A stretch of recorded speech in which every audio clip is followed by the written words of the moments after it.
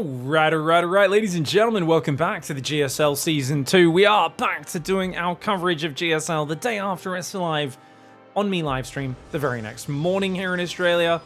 And if you want to watch on North American times, not in the middle of the night. Of course, we're also going to be uploading all the best matches to YouTube, sometimes the entire groups if it feels like it is a good set of fun ones. We've got ZOUN up here in the top left side of the map, Cure in the bottom left. ZOUN against Cure, PVT. Cure, I have to say, more consistent, more of a favorite in my eyes. That being said, he has had some tough matchups over the last 2 weeks, going from, in my eyes, the best Terran player in the world, in TVP at least, and actually really upping his TVZ game, his TVT looking great, to not having the most amazing Dallas. And when I say not the most amazing Dallas, I have to be honest, I gotta come clean. I don't think I saw any of Cure's games in Dallas. I can't remember who eliminated him. It was a very whirlwind weekend, waking up at 2 a.m. every night to cast remotely, but I'm not sure. ZOUN as well. So I think both of these guys maybe didn't have the most amazing weekends in Dallas, but it's a chance now back on Korean soil in GSL Season 2 to make up for that. Now, of course, Cure was so close last season, getting to the finals of GSL Season 1 to getting a spot to EWC, the Esports World Cup, but he didn't manage to secure it. There is another spot on the line for the winner of Season 2. This is a blind 20 Cybercore, 20 Nexus, no scout build for ZOUN, taking a risk in Game 1. Meanwhile, Reactor first for Cure. Don't see that every day. Wow, double gas Reactor first into Factory. Cool, okay. So he's just going to, I mean, sometimes people go double Reaper off this. I'm not the biggest fan, personally. I do like just a double Marine. Sometimes people go one Marine, one Reactor. But either way, you are just getting so many more units out of the barracks, keeps you safe against a lot of things, and can build into some very good aggressive timing attacks as well. Hey, it is the double Reaper. All right, double Reaper it is. 2 workers on each gas. And this does slow down the command center a little bit, as normally you'd have 1 more worker off the gas onto the minerals, and we'll see what happens. All right, chat's reminding me, Showtime knocked out Cure in the upper bracket. That is correct. And Shin got him in the lower bracket. Oh, very good players to lose to. I don't think there's too much shame in losing to them. Showtime, I guess, is actually a really good match for Cure stylistically in this matchup. We'll see if ZOUN can... ZOUN and Showtime both play pretty differently. But I feel like... So the reason why Showtime's kind of good against Cure's style is because Cure is so middle of the road. And that's where Showtime excels, is just, you know, Q is normally like on the edge of attacking. He's kind of half attacking, half macroing at every moment.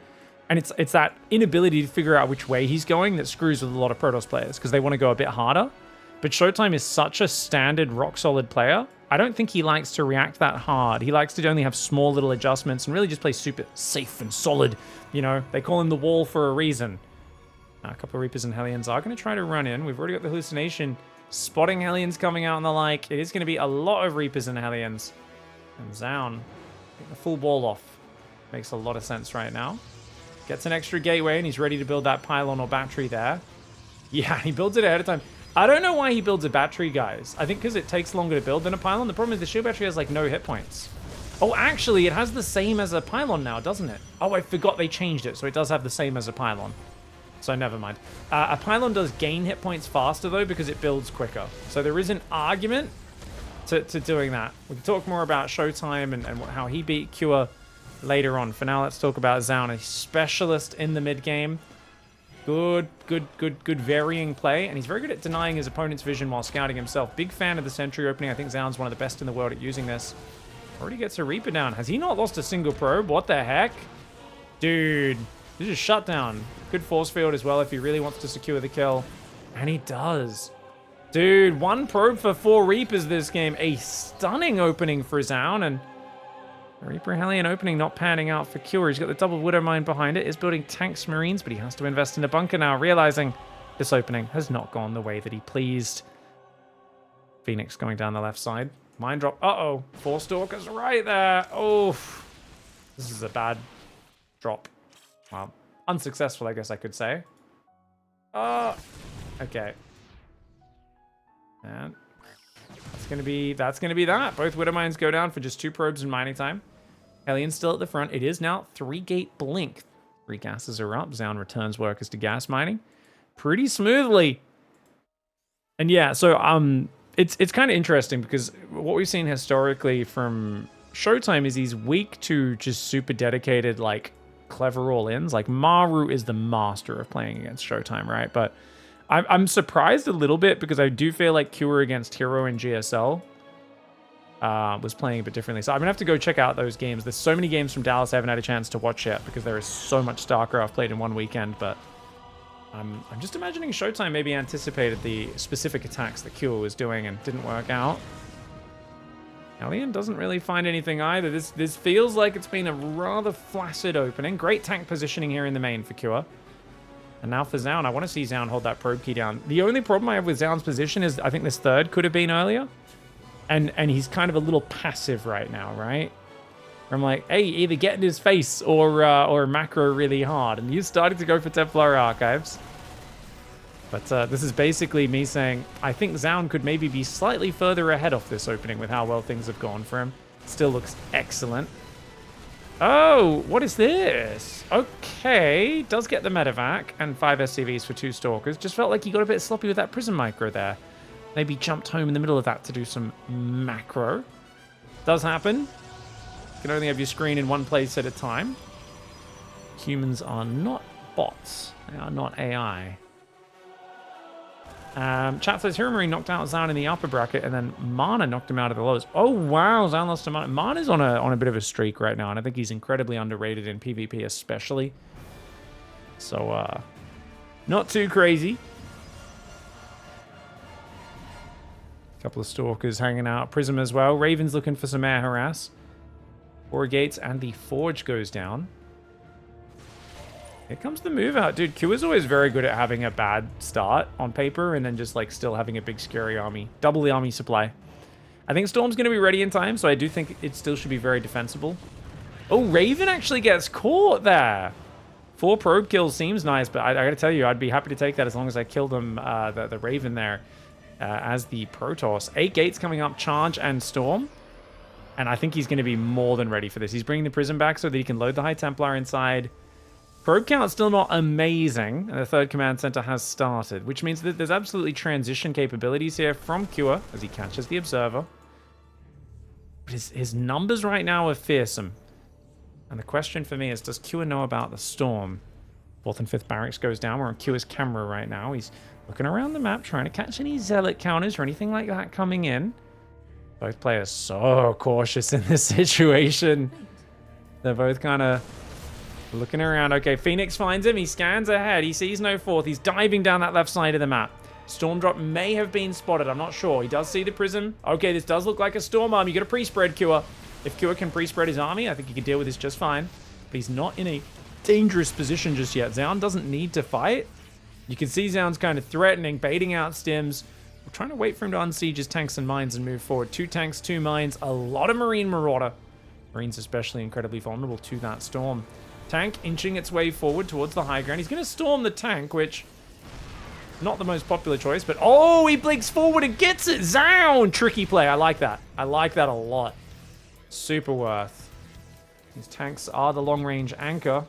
Gotta watch out for that Widow Mine. ZOUN looking to pursue with the Widow Mine, with the Storm drop.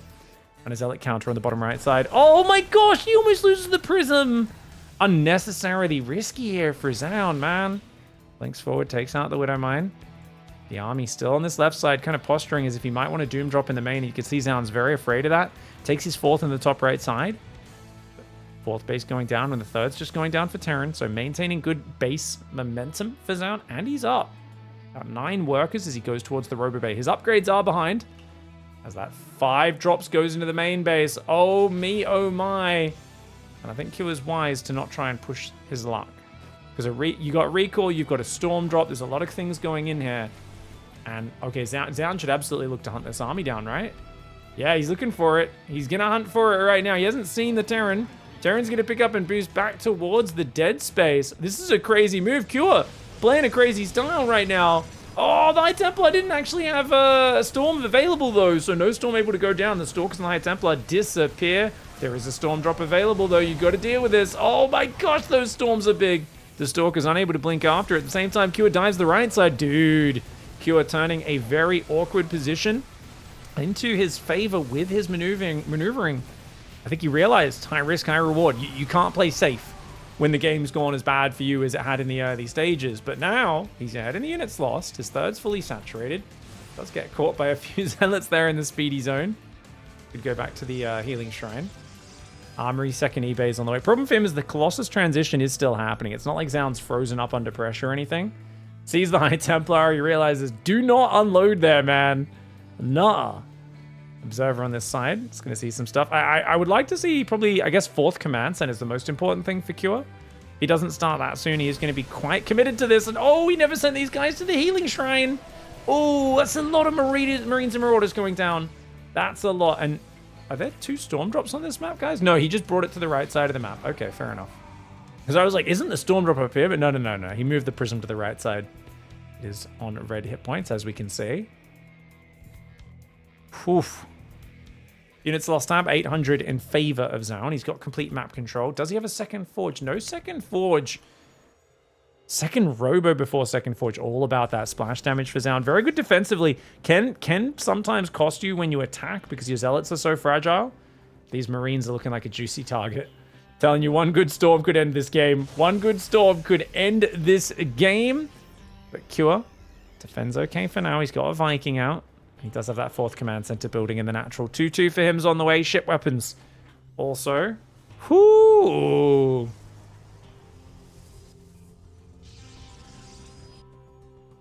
How does chat feel about showing versus hiding experience points during casts? I don't think you see experience points unless you're on the player's vision.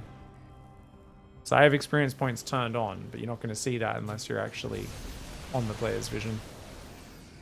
Viking bio coming forward. Storm does go down.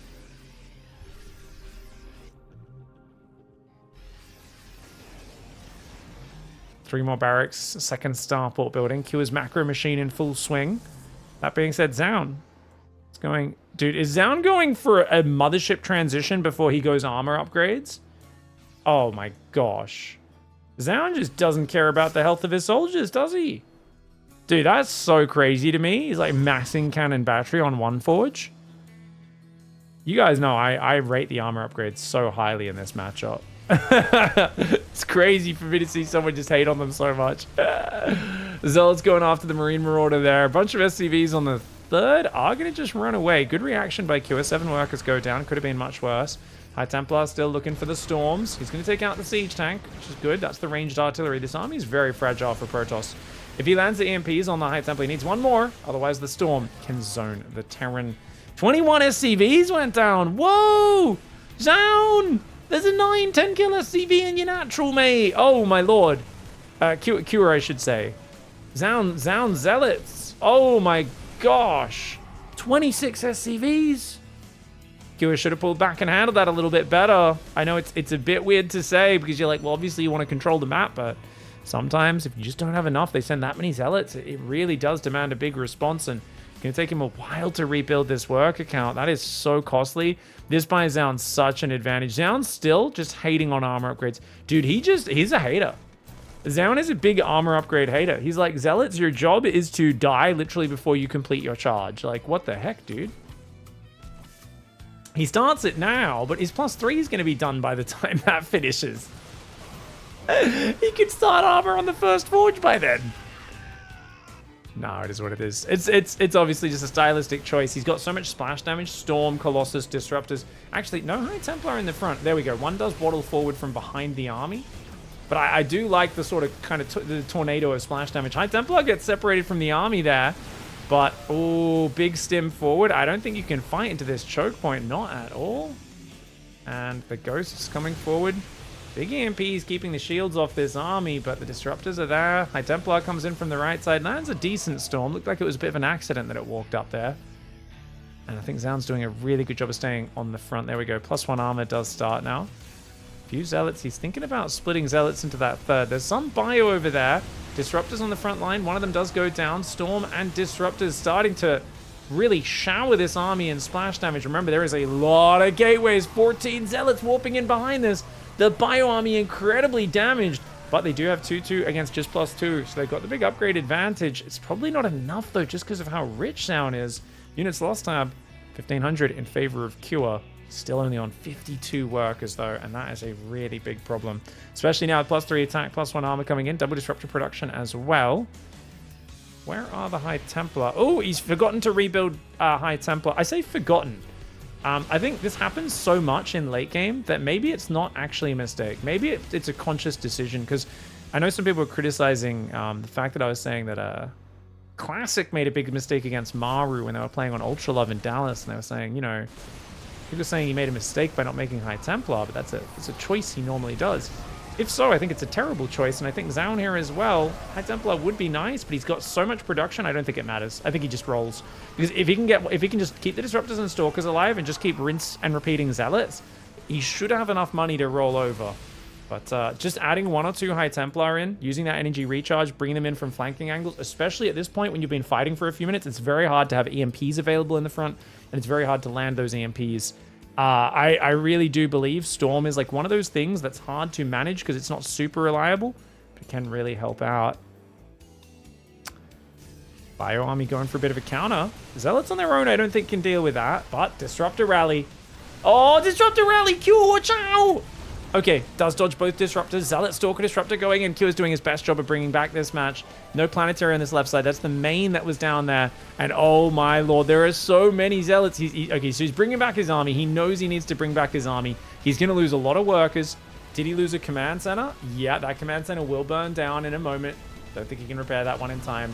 He does try to, and actually does save it for a little bit. That command center is alive for now, but it's gone back to burning since it's on the other side of the wall off out of repair range.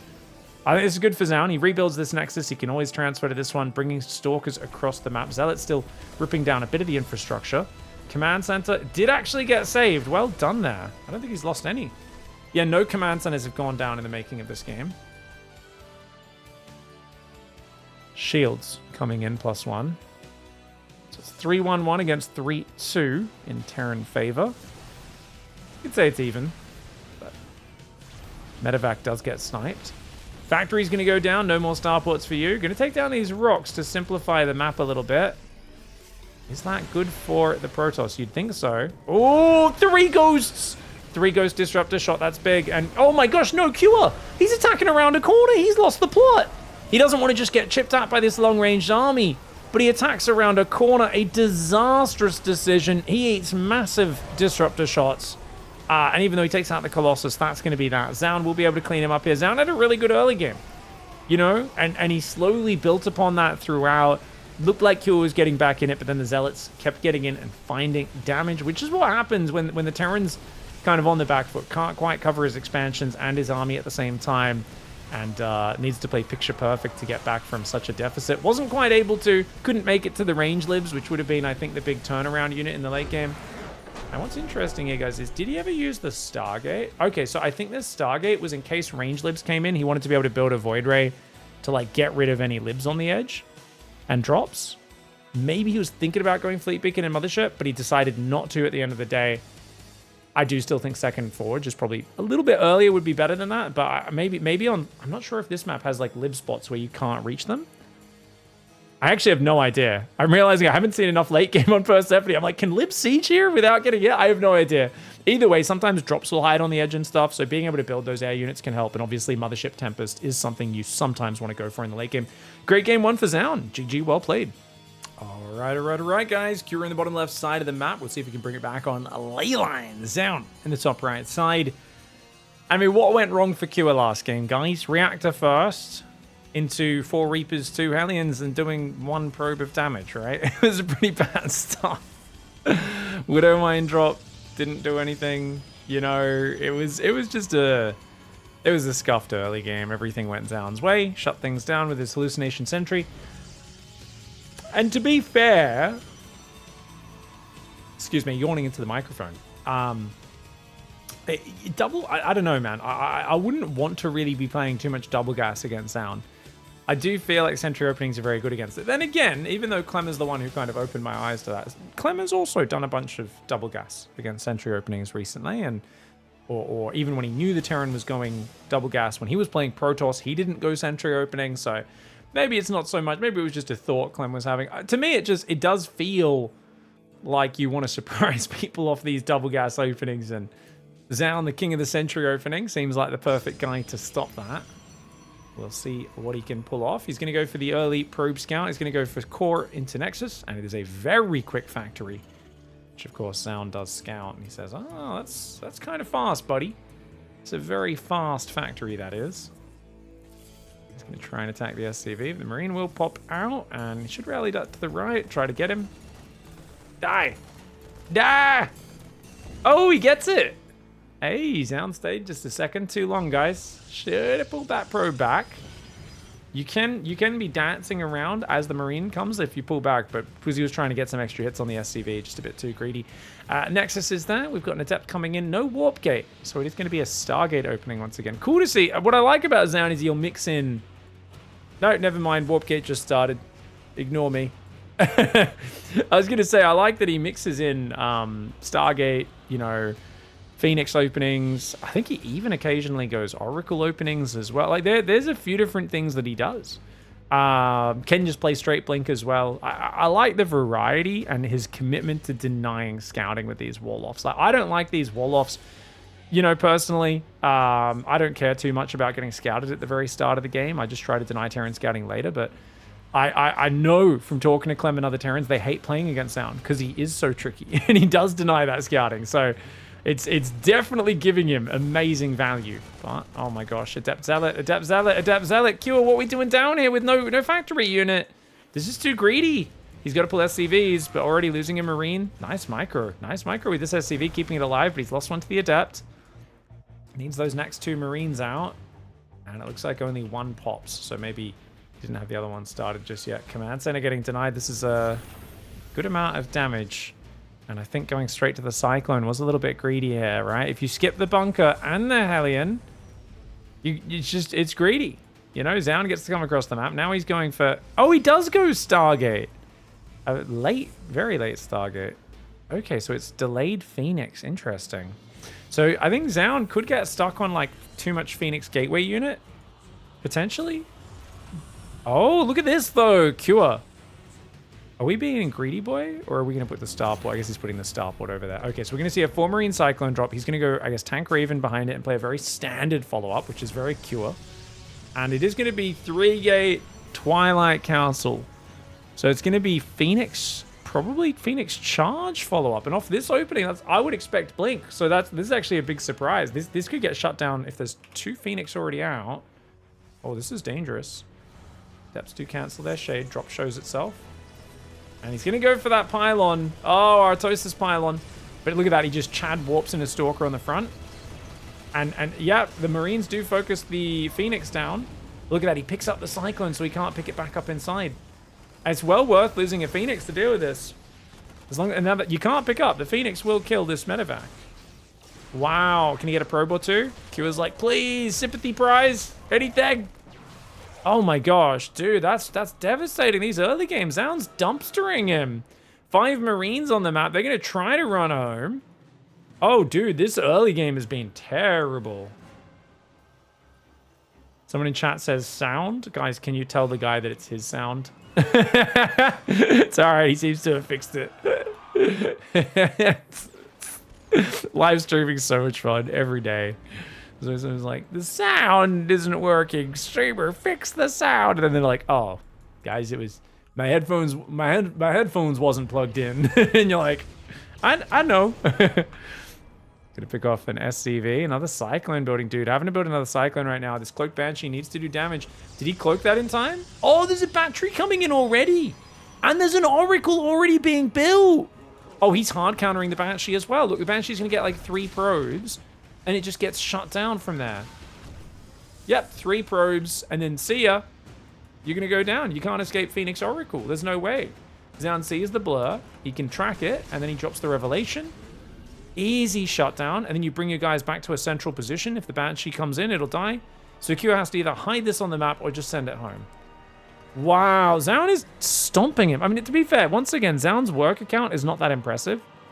So you can see with the way ZOUN's playing, it's a 5-minute third base, like 450. He's not probing non-stop, though he's probing pretty damn consistently. He's really committing to shutting down the aggression. And if he was slipping up and making a mistake or two, you could imagine Q is way ahead. but he's not. And that's why the units lost tab is 2-1, and that's why there really doesn't feel like a lot of momentum for Cure in this game right now. ZOUN coming out, just rearing, ready to go. Bloody well set up, eh? No Marauders even started just yet. +1 weapons is there. Should be Marauder production now. Yeah, I guess the first one comes out, and he's going to swap to Marauders fully now. 2 Cyclones. Good unit to push back the Phoenix. Kind of bad against most other things. Charge is now done. Now, of course, there are only attack upgrades. Armor is much better with Zealot Phoenix, but the attack upgrades set you up better for the Colossus transition. Also, ZOUN is a big believer in damage. He believes that the damage is just better because it's all about actually finishing off those Terran units, which is difficult when you've got medevacs healing them. Oh, good damage. Oh, Phoenix going a bit deep, though. They do actually get the medevac, but it's going to lose... Oh, doesn't lose any, actually. Banshee comes in, gets 2 probes on the bottom right side.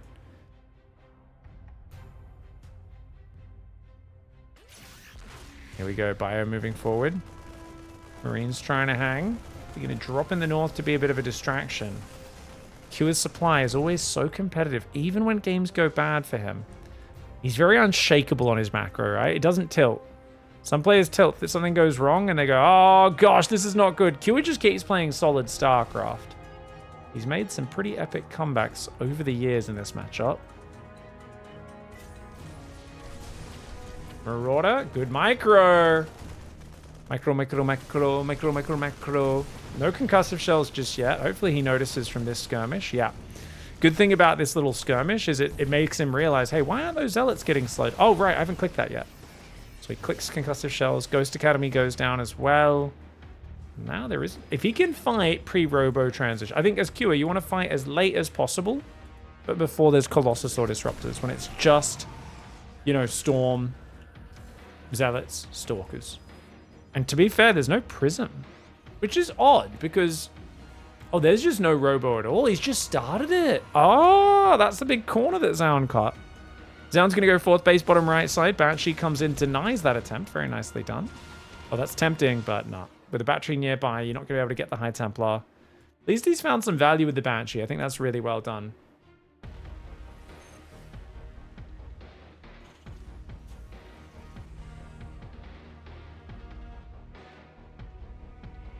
Alright, Zealot, Adept, Stalker roaming the map right now. If you wouldn't mind some stasis traps out. Oh, good value. Good snap recall. We'll save 1 Zealot, though, on 30 hit points. So, Bio DPS is real. Second Forge comes down much earlier. ZOUN, you make me so happy. I love this adjustment. It's also going to go Robo base, second Robo. Oh, that Robo positioning does create a semi-wall. He's still got an opening here, I guess. Is it just me, guys, or is this an ugly base? It's not me, right? I feel like this is the fuggliest base I've looked at all week. This is actually trumps all of Heroes bases all weekend over Dallas.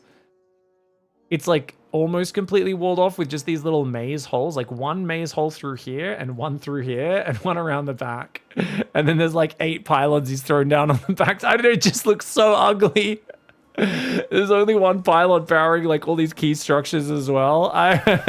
It aesthetically displeases me.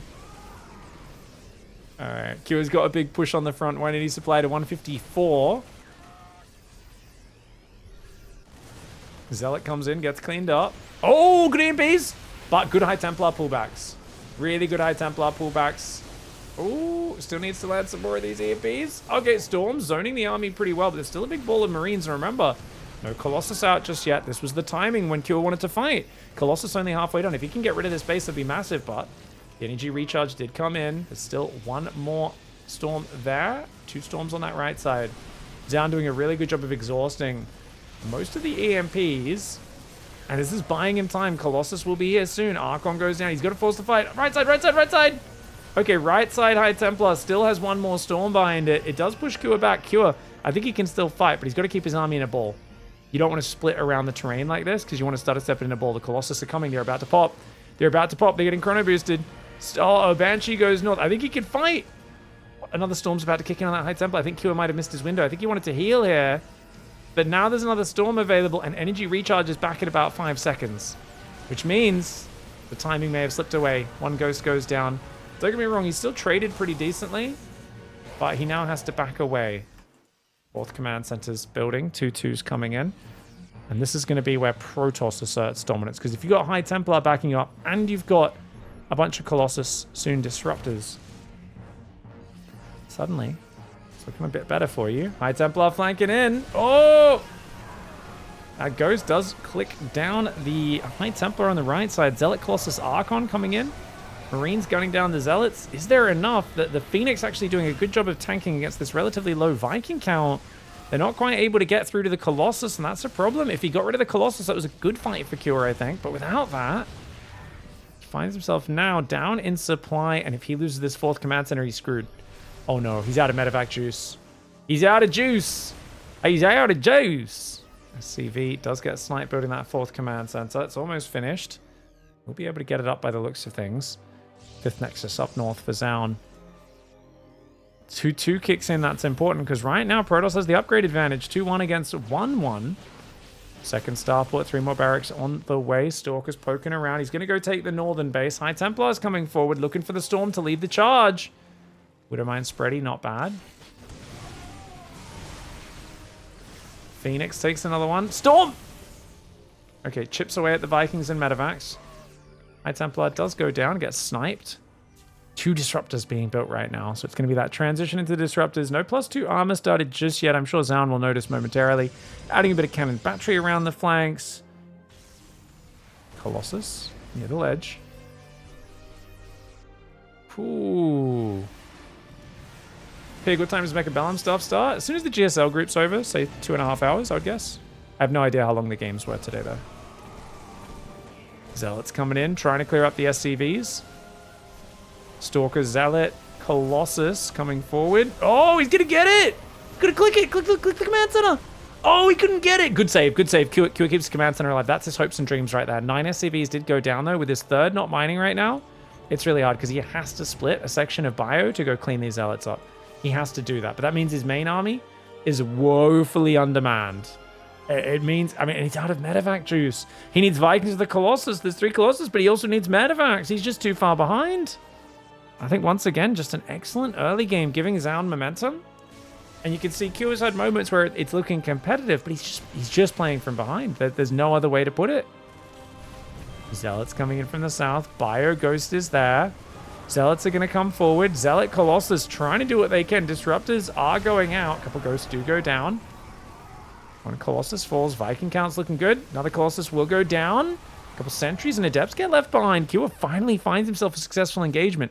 Worker count only at 55 against 78, though. He's down by 22 workers. Protoss on 5 bases with both Disruptors and a Colossus alive. A lot of Disruptors. I'd love to see a High Templar mixed in. I do think always just 1 or 2 High Templars. Really good, yeah. There's so many players make the mistake of not doing this. And you're just like, dude, it's such a game changer. Refills a Sentry with energy there as well. Needs to make sure that's on his army group, though. Looks like he might have forgotten that Sentry. It's meant to be there to Guardian Shield. 2 more Tech Labs and a Reactor on the barracks, so he can build more Marines and Marauders. Plasma Shields and +2 armor coming in for Protoss. Q is back to 58 workers. Looks like he's happy to stop there and look for a super powerful maxed out army. So I think for Q right now, you got to defend the 3rd because there's no planetary here. He did just clear an Observer by the looks of it. I think it's kind of tough. But I do believe range libs. Even on 4 base, I think range libs are just such a game-changing part of this matchup. But most Terran players feel like they're too immobile. You need just more Bio Ghost Viking to actually overwhelm the army head-to-head.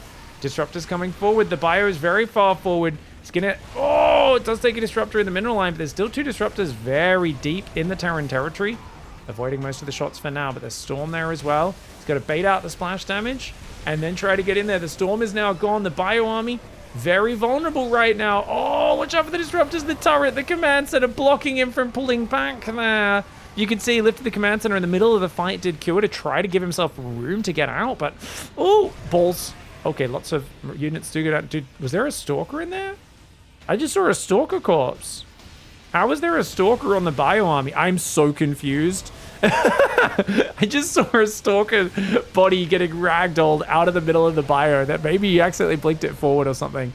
Disruptor does land on the Marauders. It feels like ZOUN has his opponent on the cusp of defeat. 12 gateways are there. And another Disruptor shot going forward. He can't keep stimming. He's got no healing. The Marauders, the Ghosts are getting picked off. He has to stim to dodge, but it's too late. He loses them anyway. And ZOUN landing some big Disruptor shots. Really well played. ZOUN's going to finish Cure off here and get the 2-0. Great way to start the group. All right, guys. Bottom left side of the map here for GSL. Match 2 here. Group A, round of 12. Solar goes for the 15 Overlord, as he's been doing. Creator in the top side. Going to be going for probably a Gate Scout. Seems like it would match Creator's style. Conservative. Safe. Yeah, of course. Last time I saw someone 12 pool was a while ago. I think if we're talking about just optimizing matchups and being the most difficult player we possibly can, you absolutely shouldn't be Gate Scouting too often. It should be something I think you should, probably do 1 in 3, 1 in 4 games maybe. But too much. It definitely does put you on the worst side against these nice, efficient 16 hatch openings from the Zerg. Soul's going to go for that gas, 106. Spawning pool right after. Tight opening on Persephone. Now, the matchup's an interesting one, guys. Oh, is he looking for a cannon rush? Wow! Solar respecting the cannon rush, guys. You do not see a lot of cannon rushes. But I guess it's been coming back on the ladder a little bit, maybe. Solar has been traumatized before by cannon rushes in high-stakes moments. Now, Solar, of course, coming straight off of being the runner-up at Dallas. What an amazing run for him in that tournament. King of ZVZ. Some good ZVPs as well.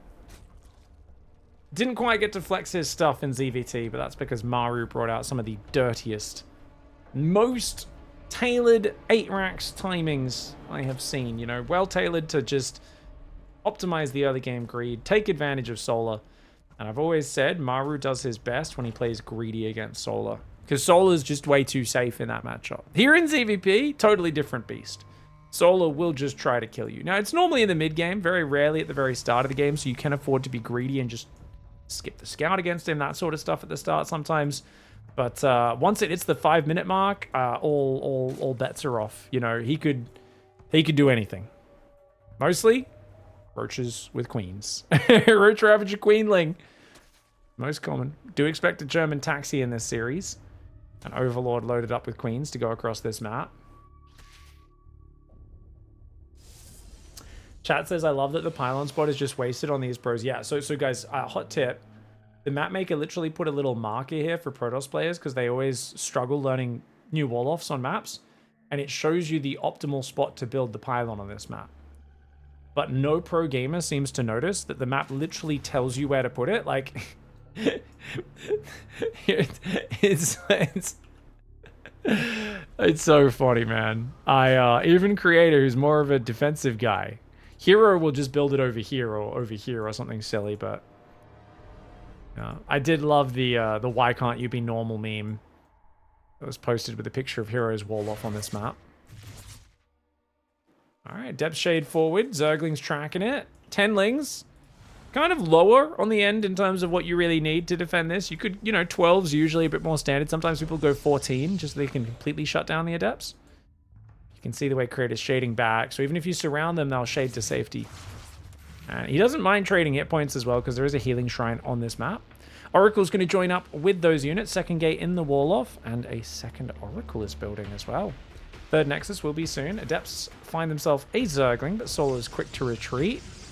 Spore Crawler in the main coming up. It's actually kind of late, this Spore in the main. Oracle, if it went to the main, could have found damage. Oh, he had 2 queens. Never mind. He did have a second queen there. 2 queens is enough. Oracle will get 1 or 2 drones, but it'll take a lot of damage.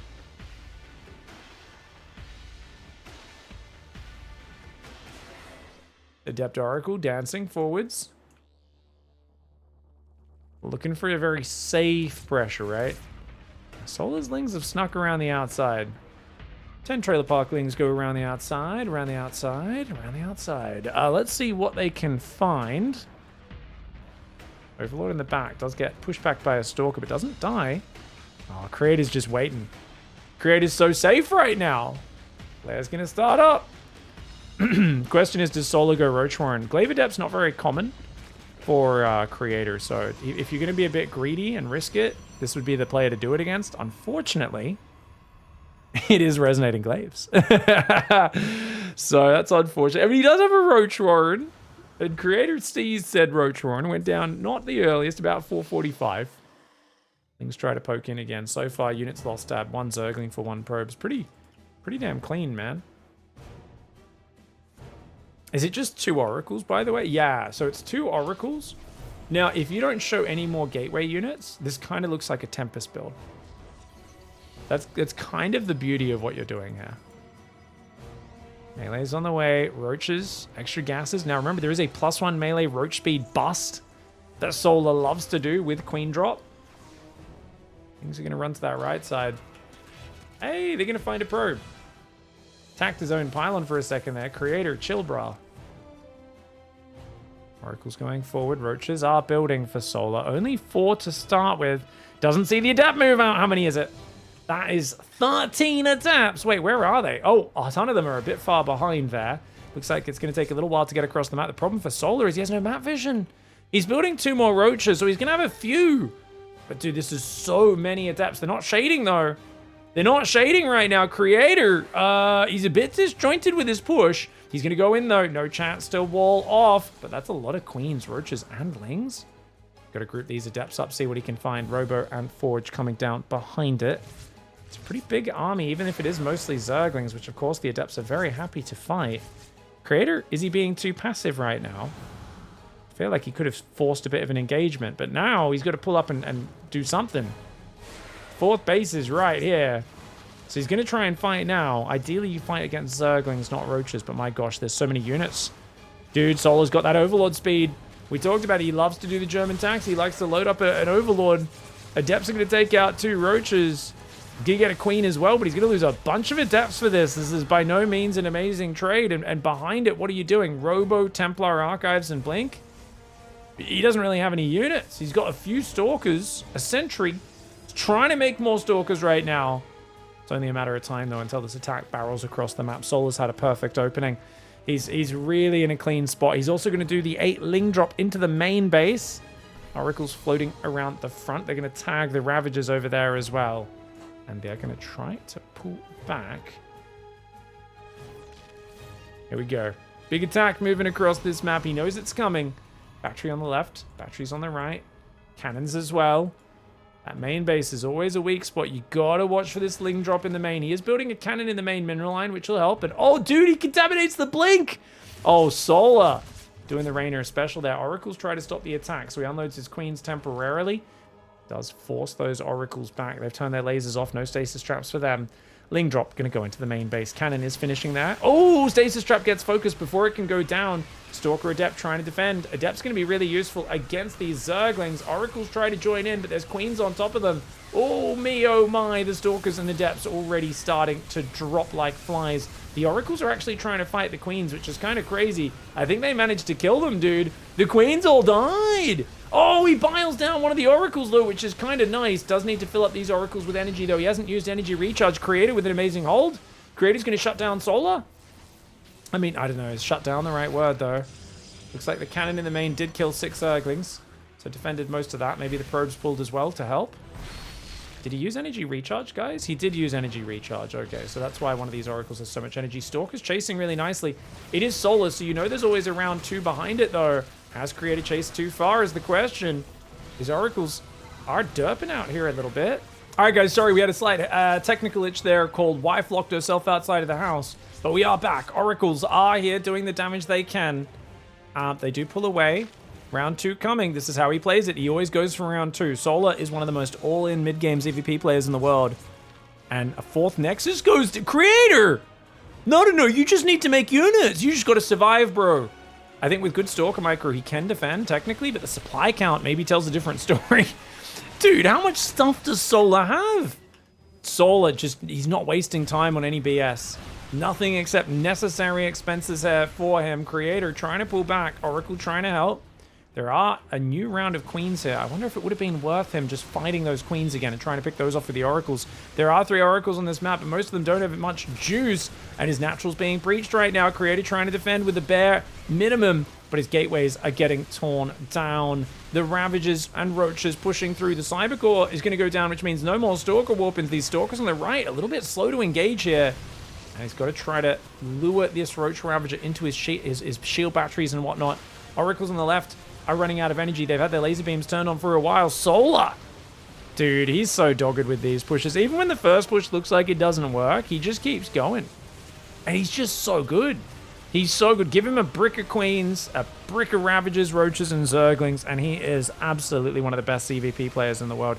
So good at just killing Protoss in the mid-game, not letting them get going.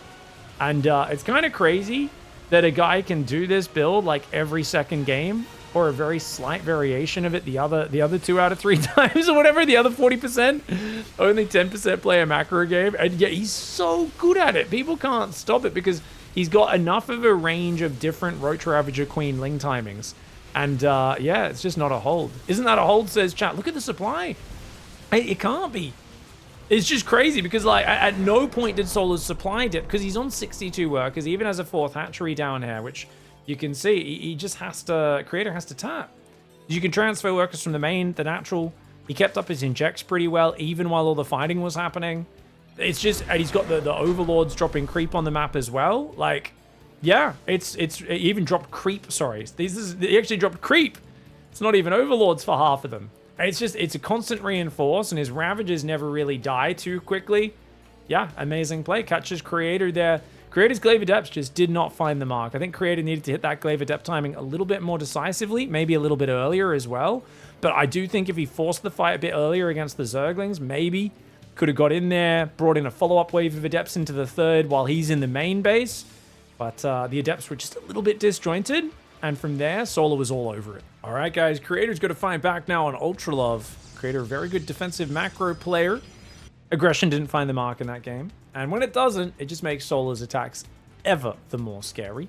Expect Creator probably to be a little more defensive this game and just try to scout and then absorb that knockout punch when it does come.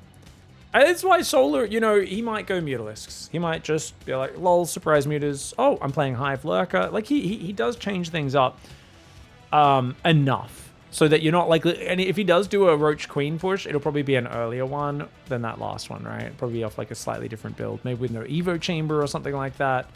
There's a lot of variation within Solar's, like Solar, yes, he's got a pretty narrow, I would say, realm of expertise in ZVP overall because he's not good in the macro games and that sort of stuff, but he's got enough variation within that specialty to make it very hard to blind counter him. Solar's going to go hatch gas pool once again, gets away with it. No scout here for Creator. Interesting that Creator doesn't go gas first. If you're not going to scout, gas first is the superior opening. There's no argument against it. If you're not going to scout, your Cybercore timing like literally doesn't change. So yeah, just delays your gas mining slightly. It's not a big deal. Just makes it a bit easier to get like Warp Gate started a few seconds earlier, Stargate started slightly earlier, that sort of stuff. Now, on Ultra Love, it's a map with like, yeah, there's choke points, but also I feel like we do see times where Protoss is out of position and Zerg just shoves up the ramp, gets in, and breaks through so quickly. And once you're through this wall off, you're right into the mineral line, and then careening into the main base to try to clear out the workers there. I feel like I don't see a lot of late game ZVP on this map, and I'm wondering why. I'm just kind of thinking about it. I'm like, why don't I see much late game ZVP? I guess because maybe Cerulor Classic vetoes this map, and that's where most of our late game ZVP comes from. It's just Cerul and Classic bashing heads. 50,000 resources mined. Big, crazy games. A couple Lings come out. One for the Scout, one for the Breaking the Rocks. Nice quick third on 30 supply. And look at that. Queen's pop. Queen's inject. Immediately sends this one to the front. Does he go third Queen or Overlord first? So he's going Overlord as Solar. Allows him to maybe squeeze a few more drones in a bit faster. But it's going to be Overlord, 2 more Lings, and then a Queen. Yeah. Pretty standard. Nothing too crazy. Stalker comes out into Robo Twilight. Wow, Creator Creator plays so many like antiquated old school build orders. He plays this matchup just different to every other Protoss. It's amazing that he performs as well as he does. Because like it really is such a crazy old school style. Is that even a pillar, guys? I think it is, but you can see from the thing, it wasn't in the middle of the pillar. The what do you call these things, guys? This little air marker. That's what you look at when you're positioning the units, guys, and turn these on if you don't already have these turned on. Because of the perspective, like that's the actual space on the map the unit occupies. The Flyer Helper, it's called in the gameplay menu, I believe. Straight Glaive Adepts. All right, so it's Stalker first, into 2 Adepts, into 4 Gate Glaives. I mean, this is going to be just right up there. Ro12 goes down at 350. Second gas as well. Creep is already spreading a little bit, but he doesn't have the Creep Tumor over here. I think a Creep Tumor over here to connect the bases would be very helpful. On this map, there's only a tiny gap of no creep here between the main and natural. It's a lot of Adepts. 6 Adepts, or 4 Adepts already out, sorry. Prism joining. Lings getting ready for the counter. There are no roaches at home right now. Ro12's not even done. Ling counter, though, is going to cause problems. Oh, he's going to warp in at home. Warp in at least 1 Adept at home. 1 Adept at home, 3 on the front. Good choice there by Creator. Warps in 1 Adept. Probe is ready to wall off. Oh my gosh, what's he doing? Creator, he pulls out of the wall off to try to, I guess, save the Stalker, but okay, a little dangerous there. Adepts shading in at the front at the same time. They are a little clumped, or a little spread, I should say. Going to try and warp into that high ground at the same time. Does warp in, but the Lings are on top of it. Queen's fighting these guys as well. Good surface area. Really good surface area in the main. Those Adepts take crazy damage. 2 Queens do fall. And these Adepts are going to try and pull away to the right side behind this. There are still Lings in the main. You're kidding me! How much mining time did he waste? Oh, no! Dude, Solar wrecked him. Oh my gosh, these probes still aren't back to mining. Creator in shambles right now. I can only imagine what was going on live on his player camera. Oh, he would have been shattered. These Glaive Adepts really not finding the damage he was looking for. Then again, hold that thought. Gets a 3rd Queen. Got a Roach. More guys warping into that main base. Lings are on top of it. He does pick them up before they can take any real damage. These Adepts still denying mining on the 3rd. Immortals and a 3rd Nexus on the way. There are Lings ready, though. Those Lings could take out that 3rd base if they find it. The Adepts there, good micro with the Prism so far. Oh, there's a lot of Lings coming, though. Could fight the Lings really well. Oh, the Adepts are spreading. Bit of an odd choice to spread the Adepts out in 2 different angles. How odd. Ah, it's because some of them he wants to send home, the other he wants to go into the main. I see. Extra Adept does warp in here. 3rd base does have sentries and an Adept at it. Should be able to hold there in the choke points as long as he's paying attention, which he is. Very nicely done. Solar's shoehorned now into a Ravager Ling all-in, which I think Immortal Adept kind of hard counters. Of course, positioning matters. He can get a 2nd Immortal out, though, and just like 8-10 Adepts together in a ball. It's going to be pretty massive, but he has no idea it's coming, right? No, he knows. He sees it with the Observer. He sees the Observer. The Observer, sorry, sees the Ravager Ling coming. Adepts do come forward. He tries to move forward, get some free hits. But where's his sentry in the natural? No sentry in the natural. No sentry in the natural is dangerous. Uh-oh. He's gone for the full wall. I feel like a sentry here to force field the ramp would be even better. He's shimmied a lot of units over to the left side, but that means the right side is exposed. Solar's going to pivot. Solar's going to pivot. Okay, nice piles. Nice piles coming down. Pylon, if he gets rid of the pylon, it's going to be big. It will depower these batteries. Lings and Ravagers for the surround. These units pulling away. He's abandoning the 3rd. So, oh, Creator abandons the 3rd base. Damn. And this is why if your army ever gets split up against Ravager Ling, it's so scary, man. Ravager Ling is so dicey because it can... Oh! Stalkers do pull away. It can all group together or it can all spread apart. You never know what it's going to do, right? It can split apart, and then if you split your army, it just ignores one side, jumps on the other. But if you group your army, they can try to surround you and drop biles on you as well. So he's going to go across the map with a Stalker Adept pressure, trying to build more Immortals. Going to go Blink, Forge, 4th gas behind it. Probe production. He's just going to keep building up units and try to re-secure a 3rd. But now Solar, who's had a terrible income up to this point, so quickly drones the 3rd. 57 workers, look at that. 1 Stalker, 1 Adept. Not a very functional drop, guys. This is when a Protoss player is like, I'd like to click on things. And hopefully you'll be distracted. You don't have to be, because this is effectively nothing. But tries it. Evo chamber does go up there as well. I've been in a situation many times that creators in. I wish I had a path to victory. Honestly, historically, it's just been disruptors. And he is going disruptors, but disruptors don't one-shot roaches or ravages anymore, so I don't believe the disruptor can bring you back from this situation. Storm, because it's better against Zerglings, might be the better option. There's an argument Colossus, because it deals with the Zerglings so well. If you have enough force fields to hold back the Roach Ravager. Look at this nice link counter. Finding some probes. Depths there, shading back for safety while they clear out the Zerglings, but 3 probes go down. And model on the front lines. 60 drone, mass Roach Ravager Zergling. Does Solar even wait for +1 range? I don't think so. I think he's going to go pretty soon. He has seen the 3rd base, right? Yeah, he knows about the 3rd. I would not be surprised for him to move out at any moment. He's trying to bile the Observer.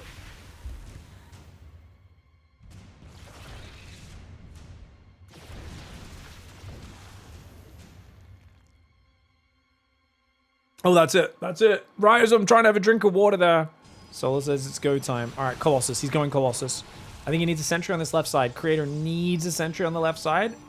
Unless his whole army can actually fight here. Oh my gosh. Look at the Ravager count.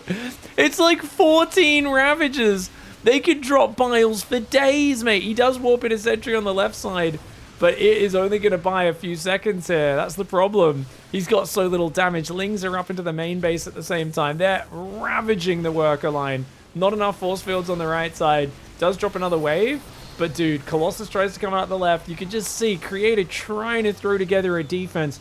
Trying as hard as he can to scrap together anything. But the Colossus falls on that left side. There's still Lings in the main base tearing up the worker line. And the Stalkers on the right side. A Pyrrhic effort. I mean, it's not even going to be a Pyrrhic effort. Because he's just going to straight up lose. Pyrrhic effort is where you win the battle, but you lose so much it wasn't really even worth it, right? In this case, it was just a straight up slaughter. Solar dominating with a 2-0. All right, guys. Maybe a bit of a surprise to see this guy in the winner's match, but is it really? It's ZOUN. He's never someone you should count out. And he's going to be playing PvZ with an immediate probe scout on Persephone, looking to block the expansion of Solar. Solar's going to do that extractor trick, get out the 15th drone to go oversupply. I do think Solar usually tries to go 15 hatch, but I don't think you can go 15 hatch and get it up. Not if they send one of their first probes. So ZOUN is committing everything to block this, even though it's a pretty long map, man. And it'd be pretty tragic if he wasn't able to block it after sending one of his very first workers. But there we go. Solar's going to realize, okay, all right, might be worth going 15 hatchery before Overlord next game, just to ensure you can't block me. For now, 17 hatchery on the 3rd base. Not a bad adjustment. Squeezing one more drone out with the longer walking distance to get out there. And the gate gas is there. ZOUN's going to confirm. See, it's a hatchery. And then he will go to do, of course, the complimentary harassment. He says, welcome, Zerg Player to Persephone. I will be your probe Protoss host today. And I hope you enjoy your complimentary mineral annoyance. Because that's what you get delivered. Much like a random after dinner mint they give you in the restaurant. And you're like, I didn't ask for this. But I guess in that case, you're pleasantly surprised. In this case, you're like, this is annoying. The probe hasn't actually done that much. Solar does like to pull drones to attack it, which I think is a pretty good call usually. Pulling a drone off one of these far patches. For now, he's just counter-microing. All right. Okay, Solar trying to muscle him out. Nice. Nexus goes down, then Cybercore. Of course, one more probe, then second gas, then pylon. 3 workers on gas. Very standard. And ZOUN's worker gas not too successful. Solar's on point. Making it to a finals and securing his EWC spot. Solar's got to feel good about that over the weekend in Dallas. I hate to say it, but Solar's one of the players who I thought might not make it to the Esports World Cup this year, just because it is so competitive. There's only so many spots up for offer, and I was thinking, like, I don't know which tournaments he's going to and which he's not, but there's you know, I thought he'd be one of the guys be qualifying through like the online portion most likely, but there'd be a chance that he misses it because it is pretty brutal. But already qualifying in Dallas is a Really nice bit of relief for him. Gives him a lot of confidence over the next few months. Building into that tournament in July, which I guess is only like a month and a half away, the tournament. Damn. It's creeping up on us. This is what happens when you don't have a competitive circuit announced until halfway through the year almost. Suddenly, the finals is happening before you even realize what's going on. So just an adept. Oh, he's actually going to double chrono adept. That's an odd choice here for ZOUN on such a big map, but I think it's just the style he favors right now is to do that. Yeah. Shade on in, get between the bases. Now, normally you can see Solar's response. 6 lings on this side, 2 and 4 lings in the main. So this is a really good split of units. So if the adept wants to commit... Oh, the queen didn't react though. And the next 2 lings weren't out yet, so... Can he get a drone? Oh, yeah, drone and a Zergling. Oh, this is slick. 2 Zerglings. Oh, but no escape. At least he takes out 1 more Zergling, though. Still successful, I would say, for an adept. And gonna get a creep tumor down. Hello. There is an argument. Yeah, I was gonna say there's an argument to cancel here since you saw the lings going across the map. Gets himself another drone as well.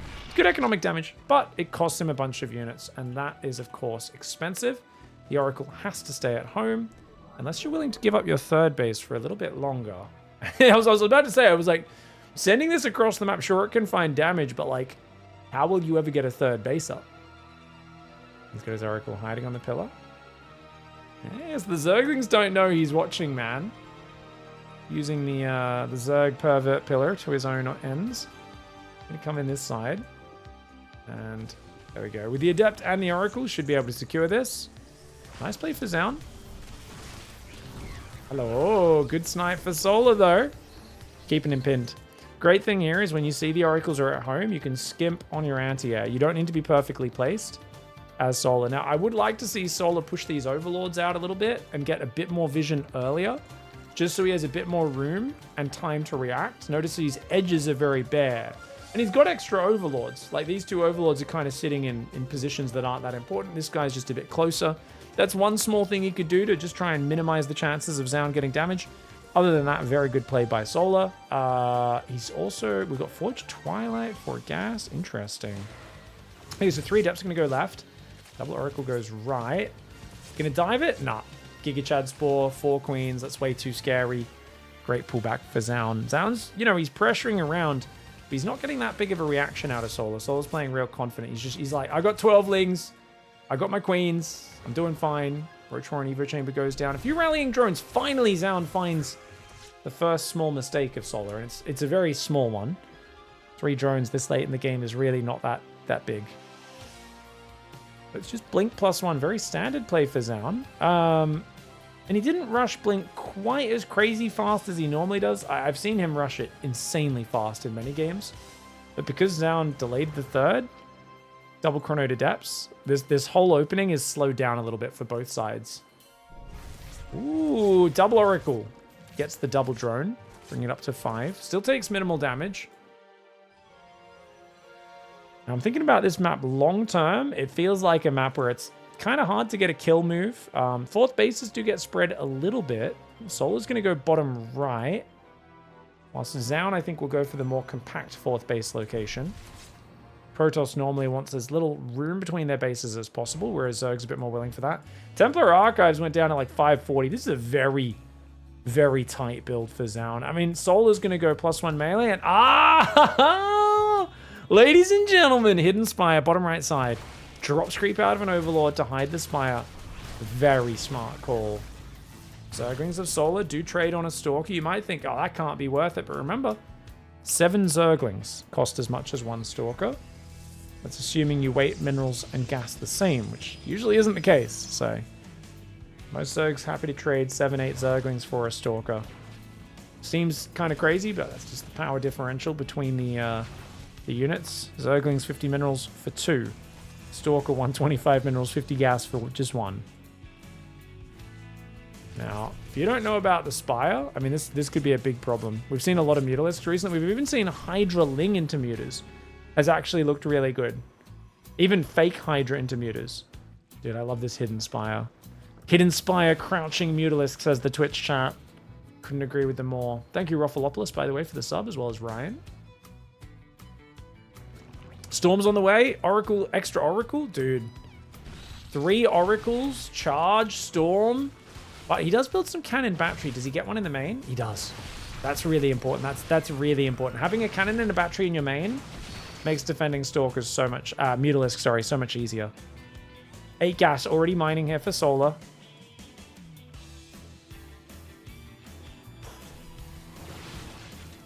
Already investing in muta attacks, and it's mass muta, guys. This is not just a small handful of mutas he'll go for. He's going to keep building it. Solar tries to chase him, has to back off. Still no 4th for ZOUN. Looks like ZOUN's watching for Nidus Worm. I think he's worried about Nidus Swarmhost. Decent map for Nidus Swarmhost.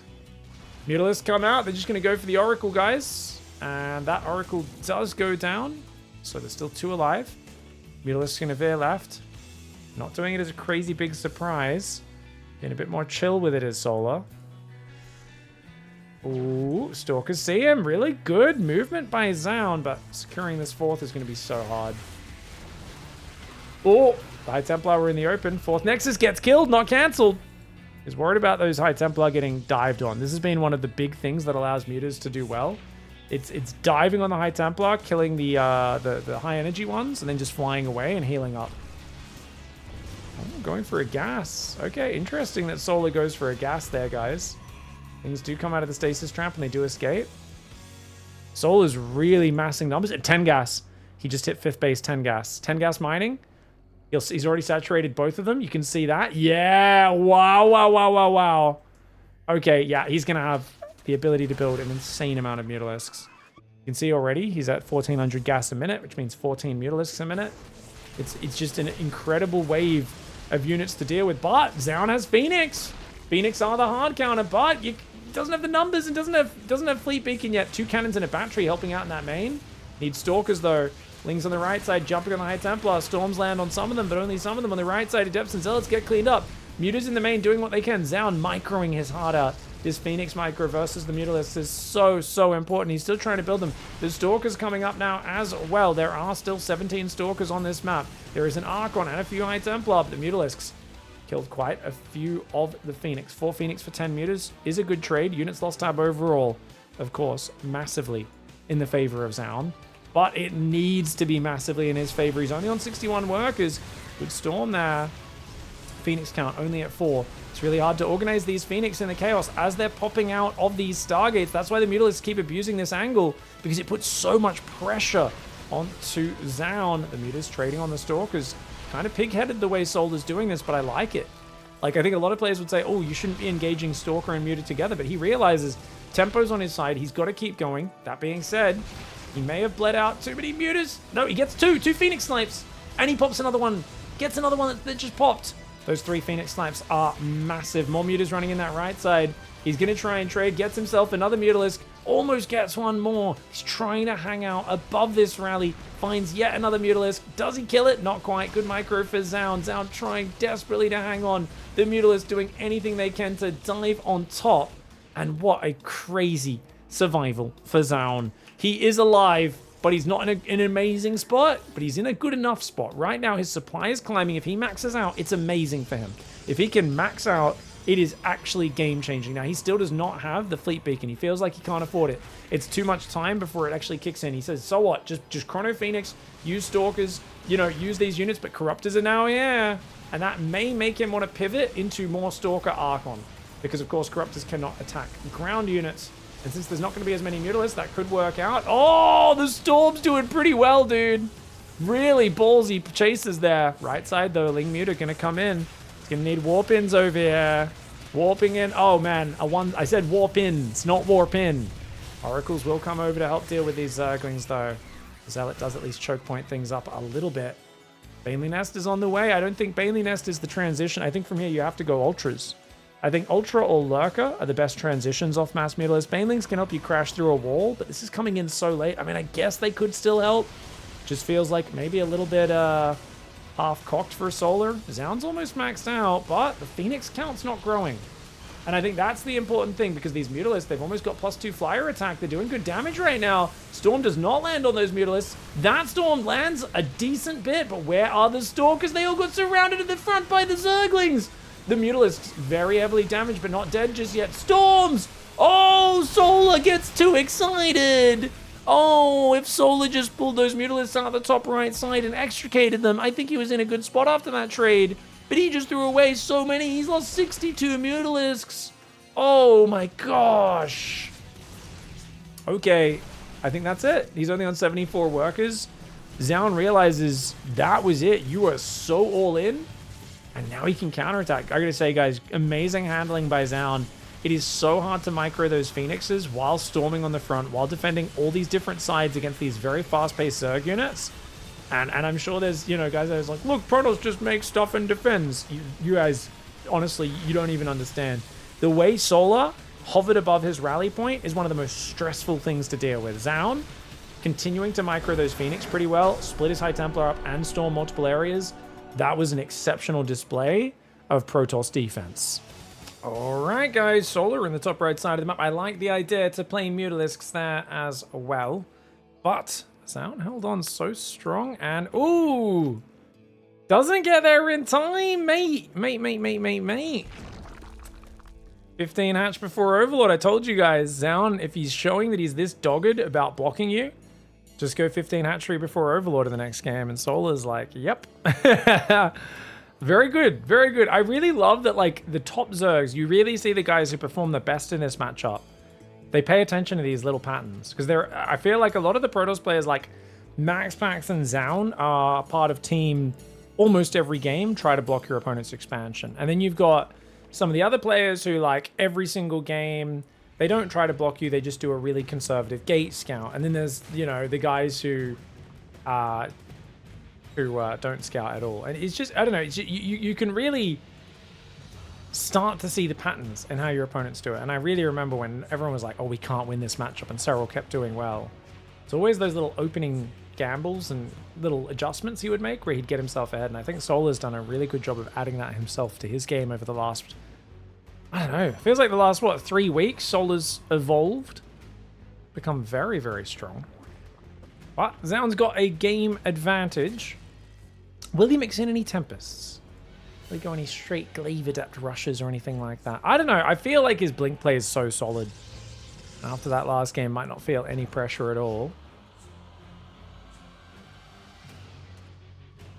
Hey, Pig, is there any interesting casting games from day one? If they were crazy, what day one? Dallas, you mean? From DreamHack Dallas? I don't think I'm going to get a chance to cast day one games. We've got, I think I don't know if I'm going to do any before best games. We're already at Thursday, I think, or Friday today. It's today Thursday, I think. So I guess, yeah, probably the day after tomorrow, we'll probably cast a bunch of, like, several classics and Maru heroes and all these sorts of matches that I haven't cast yet. Maybe tomorrow we'll go over the Shin fungal stuff, because I just think that's so cool to see him use a tool that no one's really using at the pro level. Lots of things to talk about. Lots of things to talk about. And yeah, I don't know. I mean, if there's a banger, sure. Like if there, I'm always open to suggestions if there's a banger match. Most of what I saw on day one was not very competitive because of the way seeding works, where you've got top tier pros up against low level GMs and semi pros and stuff. But like maybe the Honmono Hearthstone series I'll cast, because I don't know what happened there, but I know Honmono's pretty much always entertaining, right, and interesting to play. Oh, thank you, Steadfast, for the raid, by the way. Guys, how did is it over, the qualifier already? I really wanted to cast, but I didn't want to turn delay on. And the EWC qualifier is going on at the moment. So, yeah.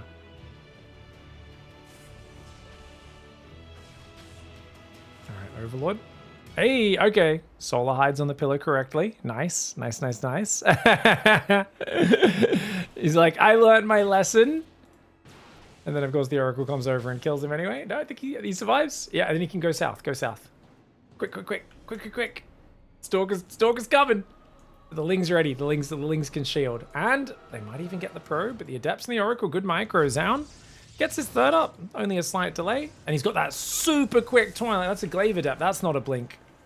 I know I've seen him go fast blink. That's a Glaive Adept if I've ever seen one. He's even delayed his second Oracle, it looks like, to get that, right?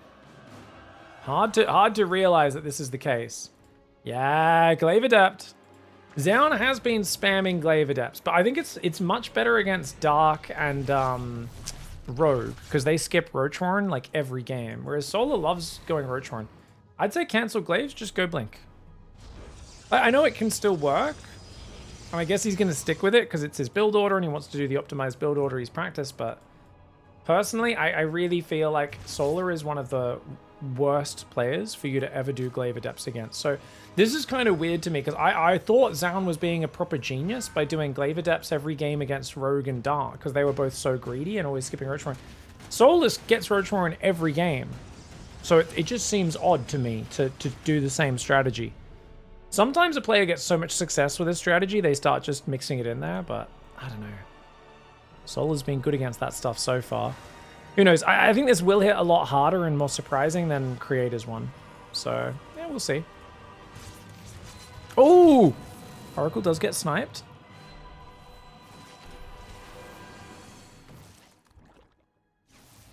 Oh! Drone escapes. Gets himself a creep tumor or two, but nothing too important. Queens will replace. Things coming forward. Can they see the move out? Can they see the move out? 4 Adepts at the front is not in of itself a big tell. But look at the split. He sees it. Solar's so good. 6 Roaches are on the way. 6 Queens coming forwards. Can he wall off? Yes, he can. But unfortunately, he does trap 1 Queen behind the wall off. Slight mistake, one could argue. 10 Roaches, though. +1 melee roach speed. We know what Solar wants to do. If he can defend this attack, it's going to be a German taxi. He's going to have a Dropper Lord with 4 Queens in it. He's going to bring Mass Roach Ravager Link, and he's going to kill you. ZOUN needs damage, and he needs it soon. He's pivoting Forge, extra gateways, and Blink behind. He's also building a second Oracle. Well, I guess a third, since he already lost one. And he's not found any damage. Solar's already at 63 drones. Yeah, I think Solar is such a good player against this strategy, because he normally wants to stop at 55 to 60 workers to do his own all-in anyway. Whereas like a guy like Cyril really wants to go to 70 workers very early to get the gases up on the 4th. So for him, he needs to know the Glaive Adept's coming. For Solar, he's like, dude, it was time to gear up for my own all-in anyway.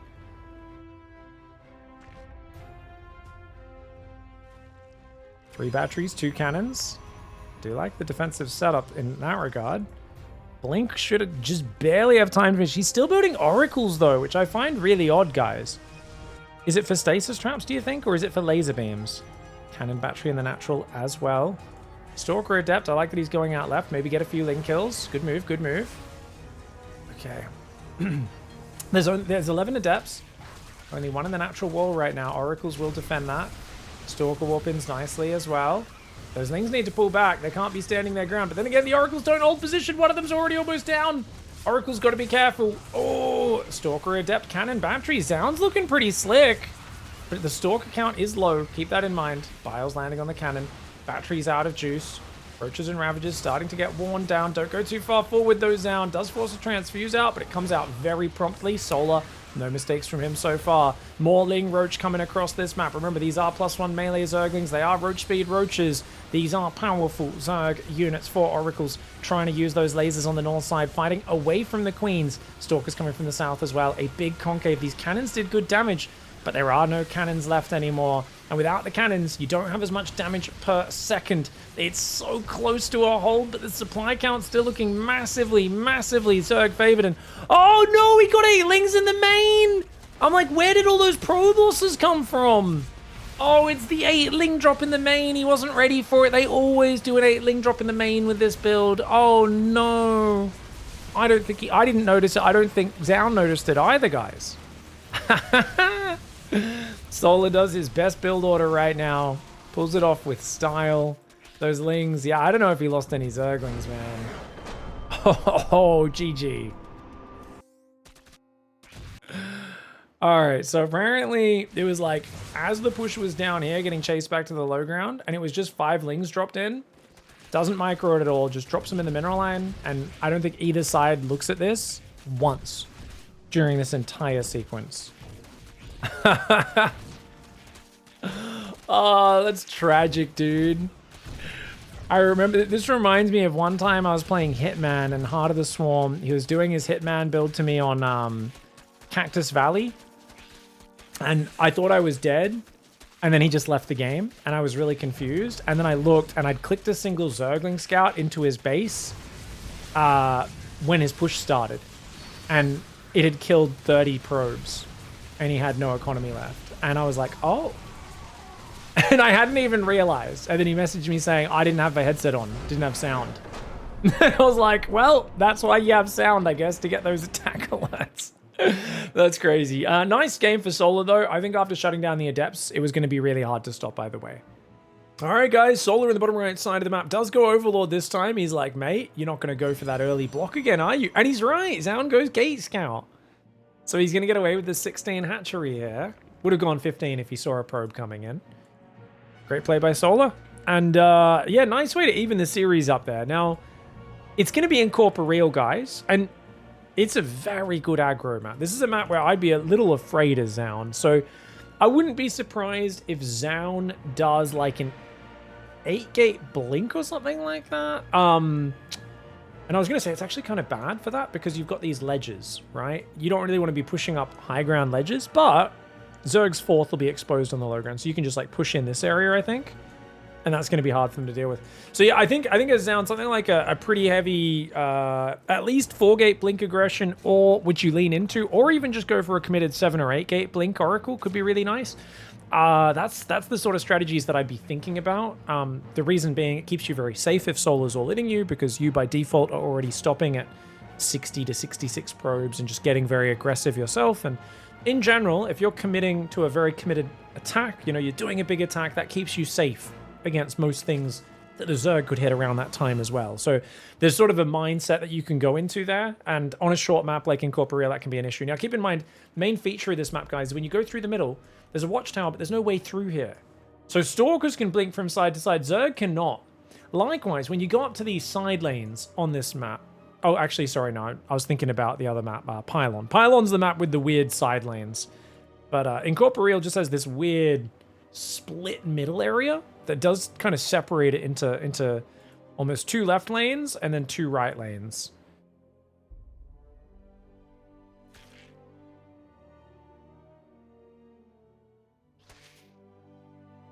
All right, Zergling's just going to attack the probe. Probe's just circling, making sure there's no Ling Flood. Not that that's a very popular strategy anymore, but I think ZOUN's just like, hey, want to confirm there's a third. The moment I let my guard down is when something weird like that's going to come out in a tournament and get me back. I do love all these weird little floaty energy beam things on this map. First Adept approaches. Says, hello, Zerg player. Do you have any openings? Any little holes in your defense? Second Adept coming forward pretty early as well. Oracle does start up. No, Void Ray. Hello. Okay, Void Ray.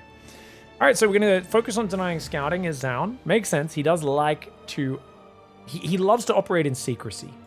He much prefers it when his opponent doesn't know what's coming. Creep Tumor finished. Safe. ZOUN committing here. Oh, good Evo Chamber. One drone does pop out into danger, but King Speed's here. One Adept gone. Second one should go down as well. Super clean. One drone. Evo Chamber cancel. That is just an amazing trade there. And ZOUN's opening falls a little flat. This also means it's hard to secure a third. Void Ray does not have the same lethality that an Oracle does. That Adept was mispositioned. He fixes it. Really well played. Good eye to detail for ZOUN. Solar, if you give him an advantage in the early game, he's a menace. The Void Ray damages the Zerglings, doesn't really kill them too quickly. He's going to go for the third on the left side. I think he does this because the Lings were active. I normally prefer the other third base. Because now, to reinforce, you've got to move out into this exposed ramp in between your bases. Whereas on this one, it feels like you can kind of fall back in here behind the mineral line. You know, you can move forward, hopefully not get caught. Forge Twilight, 2 more gases coming in, so ZOUN's got a pretty standard follow-up. The Oracle unable to get too much damage. 1 Spore in those 2 bases. No Spore in the third just yet. And the Roach Warren goes down at 4 minutes 40. Very safe. like I said, Solar, like Rogue sometimes if he sees a Void Ray opening, just completely skips Ro12 and is like, yeah, you're being greedy. You're trying to go Sky Toss. You're going to go Fleet Beacon. He just like makes a hard read like that and gambles. Solar's like, nope, 4-minute 40 Ro12, so if it's Glaive Adept or Charge follow-up, I can build Roaches on time. He's very studious on his defensive setups. But look at that. ZOUN comes in, gets 2 drones. Well played. Fortune +1. It's going to be the 3rd and 4th gateway. Nicely played. Void Ray patrolling the middle of the map. Look at this, though. Lings. And ZOUN caught out of position slightly.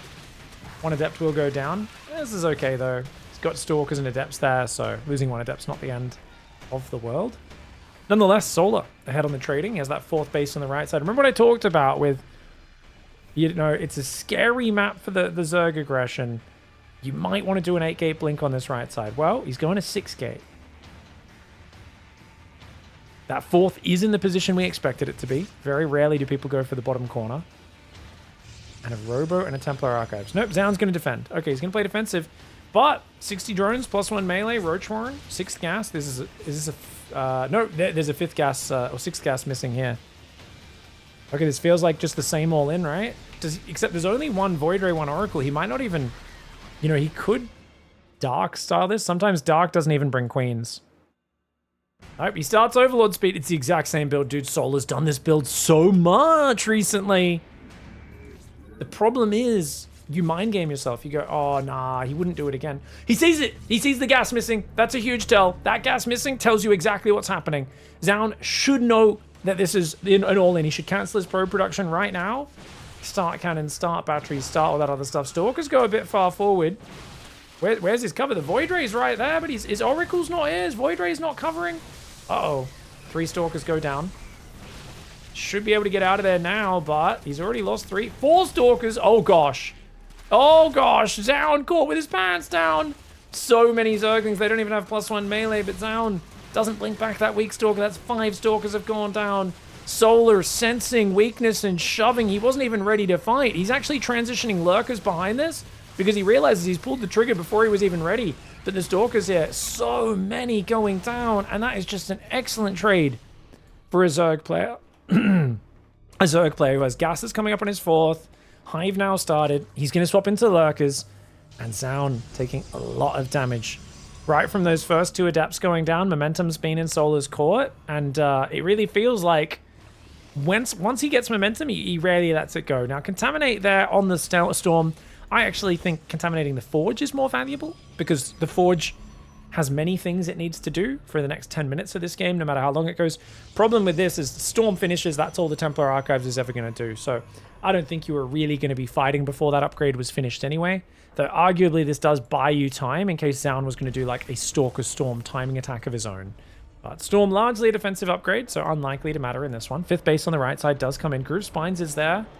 Muscular Augment's not queued up just yet. And Overlord's even dropping creep on this right side. Feels like ZOUN is just in such a fragile position. And yeah, without Storm, he can't even secure a 4th. So the Contaminate on the Storm actually does have a really big impact. Oh, look at this. And Solar is just headbutting right now. And it's the correct way to do it. Headbutting, you know, it seems like a savage baboon tactic for idiots in bar fights. It's legitimately incredibly effective. Because if you hit them with the thick part of your skull on the weak part of their head, maybe their jaw, maybe their nose, you know, yes, you're giving yourself a little bit of brain damage, but trust me, the amount of brain damage they're taking, way bigger than yours. And I really feel like Solar, once he's got momentum like this, he's a fearsome beast. This is just the right way to play ZVP. Once things go your way in the early game, you get a really good early game, you get momentum, you can start to have some just beautiful moves. Now, there's no Immortals. And the Lurkers are already here. He's trying to go 2nd Stargate Fleet Pick and he needs the Tempests. I think ZOUN is heavily favored against Solar in the late game. But I think right now, ZOUN is barely in the mid game. Solar's already getting to the early late game with those Lurker upgrades. Roachling Queen on the front. Going to try and engage there. A bit of a crazy engage, but it's more of a distraction. You can see the real thrust is going down that left side. Zergling sets off the Stasis Trap. Lurker at Ling. Gonna move forward there. Needs to move those lurkers a little bit further forward. Counterattack comes in desperately, but with no detection, the lurker Roach Hydra easily defends, and these probes getting hammered. Zealots get aggroed into the lurker Hydra. They're gonna get smashed as well. Fourth base will go down. Fifth base for Zerg does fall on the right side. Recall's gonna come in, but what's he actually got to defend there? He's gonna come in. Oracle gets blasted by the Hydras, which means you don't have any detection because that just wore off. A disaster for ZOUN. Trying to defend his third base, but he just can't do it. Remember, this is not even his fourth, it's his third base. And Solar is on fire today. Confidence boosted after getting second place in DreamHack Dallas, looking like an absolute legend. Solar is playing good StarCraft, man. Playing very good StarCraft. Don't think ZOUN could do anything from here. Those two adepts in the early game, man, they went too deep. Thing is, Solar's not really a big corner cutter, so I don't think ZOUN needed to dive those adepts in the early game. But he tried it. Didn't quite work out. Lost a lot of Stalkers on the retreat from his first pressure on the fourth. Observer trying to get focused by those Hydras. It goes down. Another one comes in, but there's just no material left on the board for ZOUN, and that's going to be that. He's going to have to tap out. Solar is going to absolutely clean sweep this group. Just gets through very smoothly. I guess it's not a complete clean sweep. He did drop a map here, right? But even that Mutalisk game was pretty... I mean, it was clutch for ZOUN to win that Muta game, but a dominant victory over Group A in the round of 12 for Solar. All right, guys. Going into the losers match here of the GSL round of 12 Group A. Creator in the top left side and Cure in the bottom right. I gotta say, Cure's got to be a big favorite in this. He's such a beast in this matchup, but Creator has his moments where he pummels nerds. And this is Pylon. A map with watchtowers on the right sides next to these super awkward terrain. We don't see a lot of fighting on these edges, but oh my golly, look at this, guys. There's no way across this whole ridge line. So once you go into this side, you are completely stuck in this valley. And there is another area. There's like a whole high ground base on the side, but this whole valley, it's so weird that it's just completely blocked off. So far on the left side, and obviously that's mirrored in the bottom left as well. We'll see how it goes. It is going to be a gate gas into a scout for Creator. It's going to move across Pylon and try to scout, see if there's anything weird coming out of Cure, who appears to be going for the single gas. Cure's been good at mixing up his openings. But I feel like no matter what, he's going to end up with 3 barracks bio in your face while expanding and macroing behind it. And he just forces you to play an incredibly pristine game. You need to shut down his early game, which, to be fair, ZOUN completely wrecked him in the early game earlier today. See if Creator can recreate that.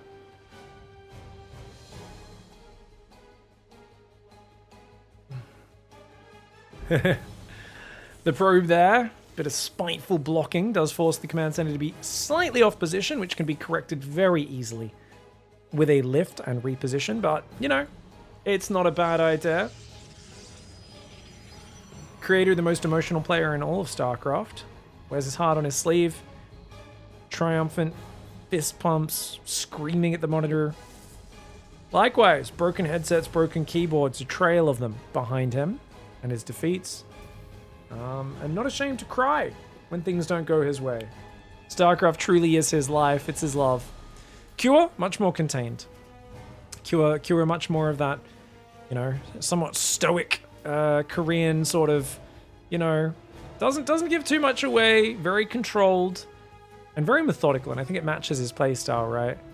Creator actually plays Protoss a lot like Hoopsire. If you guys don't know the American streamer Hoopsire, I feel like he plays a lot like Hoop in that a lot of Protoss players will like simplify things and dumb them down for themselves. Creator will be like, I have an Oracle, 2 Phoenix, 1 Disruptor, 1 High Templar, and 7 Adepts, and I'm going to try to micro all of them and use all of their spells simultaneously. And when it works, it is one of the most beautiful things you have ever seen. But most people just, they don't have that level of self-hatred. I don't know if you guys have ever tried to micro 7 different spellcasters at the same time, or units with activatable abilities. I know when I'm playing Terran, and there's Ravens, and Libs, and Widowmines, and Tanks, and Ghosts, it actually gives me a headache. I'm like, I start just throwing units away so I don't have to manage such a complicated army. But Creator, he'll try to do that.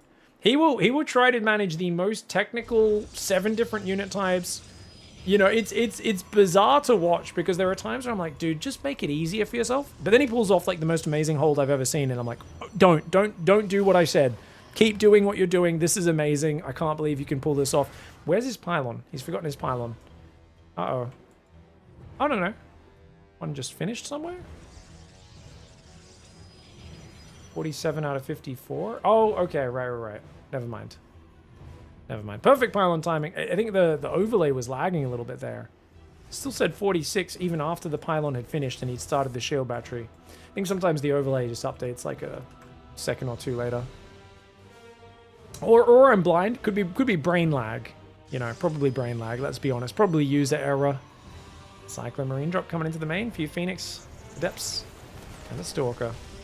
Ah, he doesn't quite manage to pick up the Cyclone. He would have loved to pick up that Cyclone. So here he's going to pick off the Medevac, pick up the Cyclone. And the Marines are going to try to fight it, but with the Stalker warping on the low ground as well, that is a complete shutdown. I gotta say, ZOUN did this to you as well earlier, Cure. I think, Cure, you gotta go back to the drawing board, mate. Oh, damn.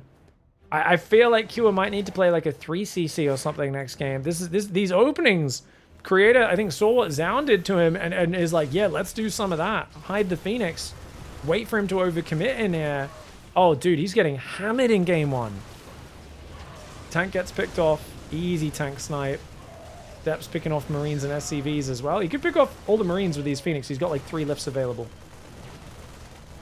Surprising the Phoenix aren't committing to their lifts. So now he does. He's still not using his lifts. Okay, there we go. Still got 3 available. Why is he not picking up the Marines, guys? Am I crazy? Is there a reason to save these? Is he wanting to pick up tanks when and Cyclones, maybe? It's getting crazy damage. Yeah, I guess he's saving it for the big boys, but he has to drop there and pull back.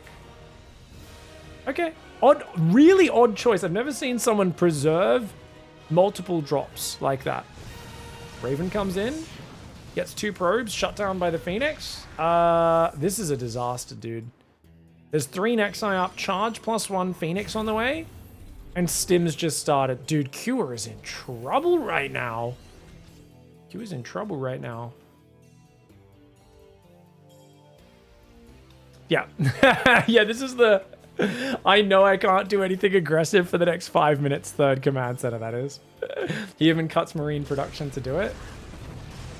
Cyclone Marine, Viking, gonna try and defend, but 3 more SCVs do go down. Nice damage. Yeah, I wouldn't have minded him ignoring the Marines and just picking up the SCVs. I just think he should have used the lifts immediately. It's a small thing. I think a lot of players with Phoenix have been punished by wasting all their lifts and then dying to like a counterattack or something, but he really had Cure dead to rights and did insane damage and even got his Stalkers out. You can see 5 kills, 0 kills on the red hit point 1. Overall units lost tab, better than 3 to 1. Pretty damn amazing. Especially when you're trading out things like Adepts, units that aren't going to scale well into the later stage. Templar Archives does come in as well. Creator up 10 workers. He's got map control. I think in a game like this, building these gateways, you know, there, you can also get one down here in the bottom left. So amazing to send Zealot run-bys in from. And just gives you those forward warp-in reinforcement points without having to go for a warp prism. So this is really just a beautiful opening for Creator. And I think we're looking at a situation where Cure is probably, I would imagine in game 2, he's going to drastically change his opening. And away from Cyclone. Or if he plays Cyclone, not dive in with a dropship maybe. We'll see. Stalker, Snipe, not bad. Good start. But Zealot Phoenix loves when Terran pushes into it. +1 armor's not done, so I think he'd like to wait another 20 seconds for that upgrade to finish. Maybe one more Zealot warp in, a few more Phoenix, but 8 Phoenix, 12 Zealots. If you can catch this army on the map, you are going to be so happy as the Protoss. And the Marine has to take a stim pack just to try and outrun that Zealot. Medevac, save me! Hey, she saves him. In the pipe, 5x5. That's what they say, guys. 6 Zealots on the right side. Armor upgrades on the way. Robo as well. More batteries building. Why is he building? That seems like paranoia batteries. So guys, Zealot Archon Phoenix is like a fighting army that you're meant to be on the map killing people with. Shield batteries are for camping. think Creator's old instincts. I've talked a little bit about how I do think this patch has been much worse for Showtime and Creator than every other Protoss, because they're very defensive, and I think Battery Overcharge matched their style. So I think losing that spell goes against their defensive instincts. But this is a really good aggro army. Like, if he can just split his army, jump on this from 2 sides, I don't see how Kua could possibly hold this. And hell, he could even ball it up and go for it. There's no Widow Mines. There's no Widow Mines. They're just starting now. Oh, you need Widow Mines and EMP against this army. He has neither. Oh, no. Kua, he's in so much trouble. Get the Marines behind the Marauders. Get the SCVs here on the front. SCV's kind of bad against Zealot Archon. But he's in so much trouble. Marine Marauder trying to pull behind the natural. SCVs are fighting there. He's so afraid because he realizes how big this Protoss ball is. Creator, he's got a giant advantage in this game, man. Q is trying to make a crazy comeback. Widow Mines finally getting in. The Vikings do take off, but the Phoenix going to jump on the rally. Great call. This is a great call because the Phoenix are so mobile. They can rejoin the front at any moment. I'd love to see pick up the Ghost. Pick up the Ghost. Gets the Ghost before they can EMP the Phoenix. Oh, okay, another Ghost pops out. EMPs a few of them, but only a few of them. The Bio tries to get back into the choke point. Oh, my lord. It's a desperate ditch effort. Last ditch effort to survive. The Zealots on top of his production. Kua needs to kill this army and then barrel across the map. He knows this is an all-in right now for him. And yet, even though he's pulled every SCV, he is still getting barreled into. Creator smashing 90% of his army. Zealots are on top of the production right now. And with more Phoenix there on the front as well, he could pick off maybe 1 or 2 more medevacs. Oh, that's huge. Every medevac snipe is absolutely brutal. Zealots are going to pull away. It's 1-1 against just +1 attack. More Zealots are still in the main base. Even more Marines and Marauders going down. Youchies. 46 workers. Kua way too far behind from earlier on in this game. And looks like Creator should have a pretty easy time finishing it off. Archon Immortal building. More Zealots on the right side. Observer tracking the desperate counter-attack. Even got a Colossus. Wow, he squeezed a Robo Bay in there. 4th base is mining also for Creator.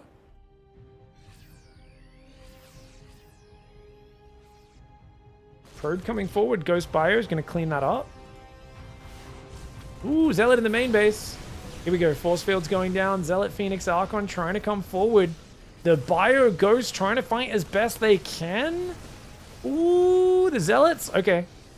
Zealots trying to come in from both sides. Phoenix as well. The medevacs are going to be going down. So many Marauders getting picked up, which leaves just Ghosts and Marines on the ground getting hammered. And that is going to be it. The Widow Mines, one of them gets picked off before it can fire. The next one does fire. Last second spready from Creator. Another section of Bio comes forward. Somehow he's making this look competitive, even though the supply tells us a different story. Kua, he's finding a way to make these fights look kind of close. Of course, Guardian Shield Colossus Archon is ridiculous at this point. There's even an Immortal Archon Colossus Guardian Shield. I mean, there is no way, man. There's just no way, man. Not with the Phoenix gunning down the medevacs as well. Losing your healing. And finally, Kua has to tap out in game 1. All right, guys. Great game 1 defense for Creator going on to Maganatha, a big map. And Kua has got to feel really uncomfortable right now because you've got no more room for mistakes. And, you know, part of me says just go double gas, get even more aggressive. The other part says, I don't know, man, maybe mix in a 3 command center. I'm not quite sure. Oh, it's so tough for me to say what you should do as Kua against. I mean, because we also don't know what we know. Creator is going to change his build. He won't go Stargate Phoenix again. Arguably, you could do the same sort of build as last game because I just doubt Creator will play defensive hidden Phoenix like that 2 games in a row. So maybe you could be greedy. Check this out, guys. We've got Barracks Gas. So it is double gas opening before expand. And it is going to be that scout after the gateway goes down for Creator. Maganatha is a giant map. As it gets later, drops and multi-prong can be really effective. But likewise, if Protoss has map dominance, drops getting just caught by observers spotting them and blink stalkers jumping on them becomes very, very damaging.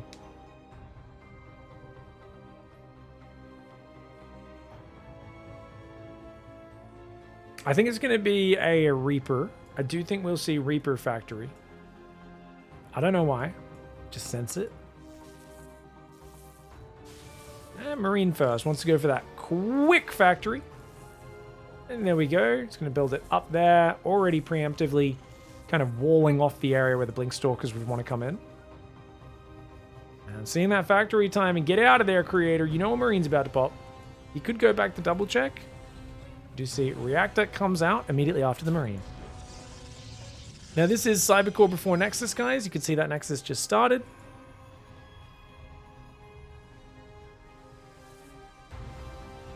Probably wants to go Command Center on the natural, so Chronoing Adepts could still find damage.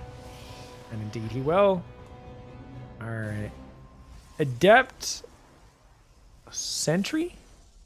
I feel like we rarely see Adept into Sentry. Probably Adept Stalker.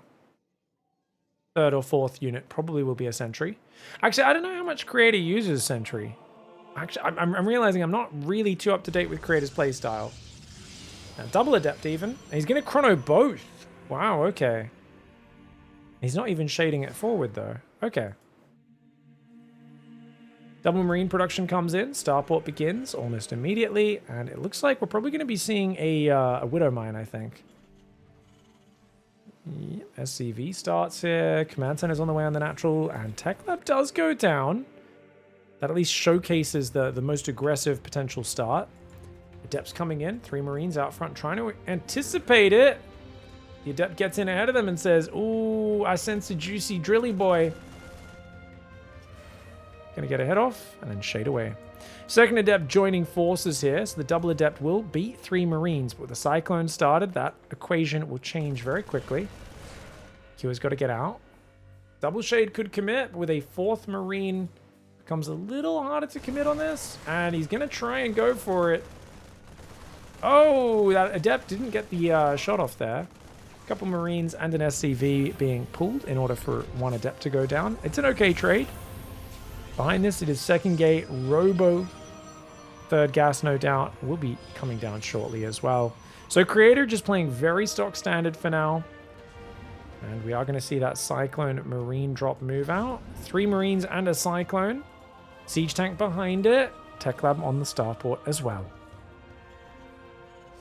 With this building placement, a siege tank push could do well. We saw Beyond have a bit of success with a giant Marine tank all in on this map the other day.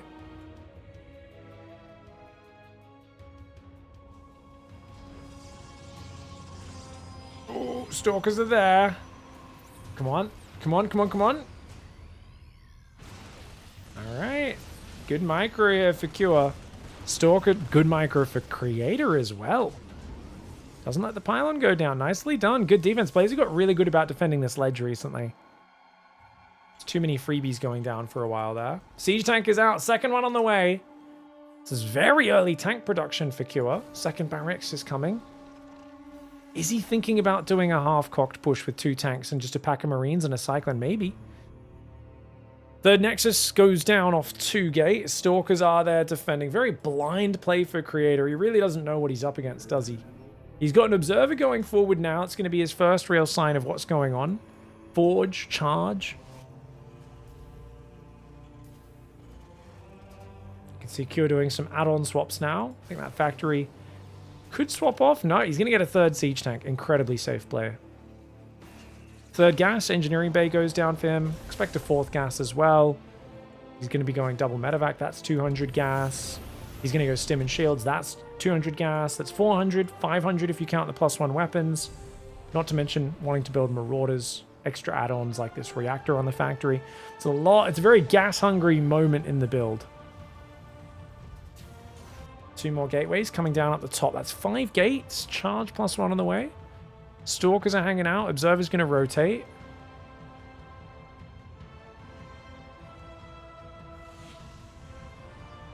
No sign of a Robo Bay just yet. It's about time in the build where you would expect a Robo Bay. Unless Creator's happy to hang on charge for a long time. Now keep in mind, this at about 6.5, maybe 6 minutes 45, Cure could just pull the boys and go. We do not have any sign that he has to just do this as a standard play. It looks standard. It doesn't look like a boy pull. But I'm telling you, man, Cure's success against Hero in that GSL finals was all about catching him off guard. But no, this is a 3rd command center. Raven does take some damage, as does the medevac. All right, Marine Marauder tank pushing out right now. Still no splash for Creator. Creator's going full charge, but I think he's afraid of an all-in, so he wants to play a bit heavier army, but he's only now going up to, I think, 7 gateways? Maybe the 8th gateway is just transforming. Stalkers. Trying to get little bits of damage, but he doesn't have that many, man. Only 6 Stalkers, 1 to model 8 Zealots. If Creator can jump on this army and smash it, it'll be good for him. Oh, look at that! Panic turrets! Cure! It's like watching a guy pee his pants. That Raven. Oh, Widowmines get some good hits over there. The Zealot drop causing a good ruckus. As long as he keeps this alive and gets it out. Creator, don't lose the Prism. Prism's still dancing. Not quite. It does now leave the main. Robot Bay is on the way. Creator flanking with Zealot Stalker.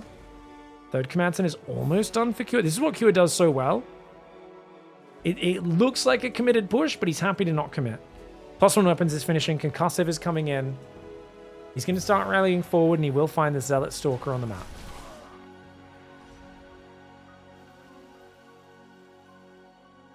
He knows the Prism's still out here as well.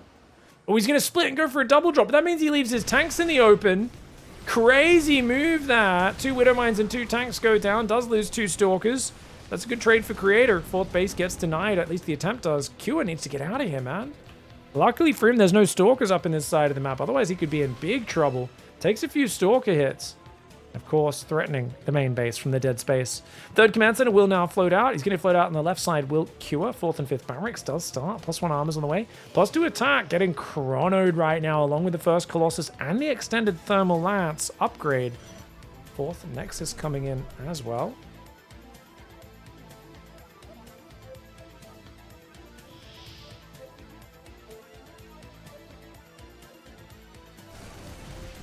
All right, Bio take out the pylon up north. Zealots hitting the 3rd Command Center. He realizes with no SCVs, no easy targets, better to just run away. If I had to look at this, I'd say on paper, Creator's economy is better. His +2 Colossus timing looks very scary. That would be the biggest worry for the Terran. But the Viking production started, as has a pretty well-timed Ghost Academy. As you guys know, good EMPs and good Marauder spreads do very well against Colossus. But the Viking production is a little light. And it's still just 5 Barracks, 1 Starport. This next fight is going to be so important. Because neither side's got like second Robo. There's no 8 Barracks, no second Starport. No, Lib Range is never going to enter this game. This next fight decides things, almost certainly. A couple of units getting picked off by Widowmines. It's a pretty big commitment for Creator. I like Creator threatening. I don't like him committing to a fight because he's only got 1 Colossus. Is he committing? Ooh, okay. He splits the army with force fields, forces the SCVs to pull, but he's got to get out of here. He's only got 1 Colossus, +2 attack is finished. But he needs, I like the baiting stim. And then, oh, force fields could be good here. Of course, the anti-armor missile did go down on some of these Zealots. The +2 Colossus doing a bit of damage, but there's only 1 of them. Second Colossus is waddling its way across this map. I'd love to see Creator just take a deep breath. He's forced a lot of medevac healing out, a bit of a disruption on the mining. He's scared Cure, and now he can pick off some Widowmines. Oh, this is great. Really good play here by Creator, but good pullback by Cure as well. Cure will get rid of the Observer and a couple Stalkers, loses a few Widowmines and Marines. Units lost up, 500 in favor of Cure. Uh-oh. Good blink dodge. Does take out that one. Zealot on the right side does take another Widowmine. I think the Widowmines aren't nearly as important from now on. The Zealot count is still decent, but it's not as big as it was before. Viking count is only at 3. 3 Colossus are now out. 3rd one, just leaving the Proto space. This is really good. If Creator can just keep baiting these Widowmines, keep chipping at him with the Colossus, making the army stim, that's going to be really effective. That's his goal right now. Get the Colossus out. Okay. Picks off a Marauder for a Stalker. I think trading Stalkers for Marauders is probably good right now for Creator, but he really wants to finish Cure off. Cure on his last legs. He's down in supply, and a fair bit of that is army supply, but he's been microing really well. Anti-armor missile lands, mostly on Stalker Colossus units that are generally in the back line. And, oh, Creator blinks back a bit too early. Doesn't let that Widowmine fire. +3 attacks on the way. Cure does have a second eBay and armory, but he hasn't had the money to use them. He is so focused on just surviving right now. Good Widowmine hit. Good bio defense. Some EMPs. Lands a few decent ones, but the Colossus sieging him. I think Creator needs to be a little more aggressive, though, just a tad, because the Viking count's growing. He's missing the window where the Viking count's low. Now there's 7 Vikings out. It feels like he may have missed his window. This is good. Colossus getting good hits. SCVs get pulled. Colossus a little far forward. Creator has to fight. He's got to fight. He loses a Colossus. He's not fighting. He loses one. A second Colossus goes down. Now he's going to fight. He has lured Cure into the open, though. Hats off to Creator for that. Is it good enough, though? Oh, another Colossus almost goes down. He's going to try and run away. He feels like this is not a good enough engagement. I don't know, though. It feels like running away is also kind of a disaster. And Immortal does get snagged there. Disruptor tries to cover the retreat and does buy himself the time that he needs. 5th Nexus coming up the north. 4th Command Center is not mining. He killed a ton of workers, guys. That's right. 22 workers did go down. 47 to 67. Keeps Colossus alive. Keeps the Disruptors alive. Excellent fighting retreat for Creator. I thought pulling away and fighting meant he was going to lose so many units, but that is a big, big issue. Pig, would you consider adding CC to streams in the future? I don't know what a CC is. CCs, corn chips. I like corn chips. They're pretty good. Yeah, CCs is like a Dorito competitor in Australia. They're all right. They're pretty good. Think they use less additives, less flavor 2763. Closed captioning. Oh, closed captioning. I don't think there's a way to do it on Twitch. I guess maybe there's an extension. I could do it on Twitch without ruining the video feed for everyone else. But mostly it's just for deaf people at the moment on YouTube. YouTube, there's closed captions. Bio moving in and out.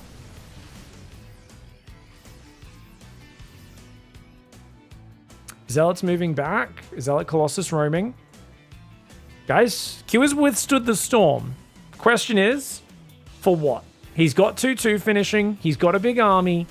But this feels like an old school Terran that needs to win with this army. Creator, if he can recognize that there's no 4th command center, he can take all of his time. Like, there's barracks going down, but like it's such a desperate spot. As Creator, if you add Storm, you keep adding double Disruptor, chipping at him, you can find some very good setups here. Disruptor goes out on the left, hits mostly Zealots. Oh no, he just got jumped on. Oh no, he just got mauled. Oh, Creator. Oh man, Kua needed this fight so badly. And this is such a big open area. Kua hits him from 2 sides. And there just wasn't that much splash damage or anything like that. Oh, big Disruptor on the left. I was thinking if you can just poke and prod and throw Disruptors at him, it'd be great. He was going Dark Templar as well. Oh, that was so costly. 3-base Terran wasn't going to have the hugest amount of longevity. He still had a good army, though. 2 ghosts do go down to that Disruptor shot. Next one comes out, but now the balls are empty. It's going to take a while to recharge those. Probe's going to have to run away. Cua's army might not have the biggest reinforce, but it does really well. Stalker counter goes in, gets a few medevacs and marauders. Very nicely done. I like this move from Creator. I mean, Creator has some moves of utter brilliance. North side, Zealot swapping in, army from the south. He's trying to... If he brings these Stalkers back... Ah, they do get hammered, though. Stayed a bit too long with the Stalkers. Now he wants to reclaim the middle of the map. Probes are hanging out in the fight. Not quite sure why. Kua thought about breaking these rocks to protect the right side for a moment. Nexus will rebuild. Creator's rebuilding the Colossus. There's not many Vikings, right? They're all landed right now. So the Colossus rebuild could actually be legendary. There's 2 Colossus out. That guy's not trapped, is he? That's... No, surely not, right? Just his rally points there, I think. Okay, phew. But he's not on the front just yet, and that delay getting there might cost him. Oh, the rocks come down. Kua using the terrain on this map rather nicely. Creator's not out of this yet, despite that really bad fight before. Kua's still going to need some good fights to take it out. He's lifted his main down, so he's over mining on like 2 bases. His natural's basically mostly mined out. He'll have to lift that out at some point as well. But Creator's only on 67 workers. He's only on 3-1 upgrades. It's not like a giant upgrade advantage. It's actually relatively even.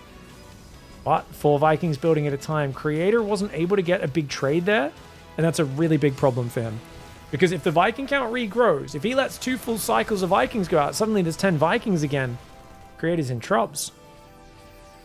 You can see those 2 starports pumping, man.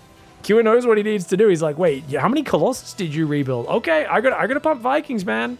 Back up to, I think, 6? Yeah, 6.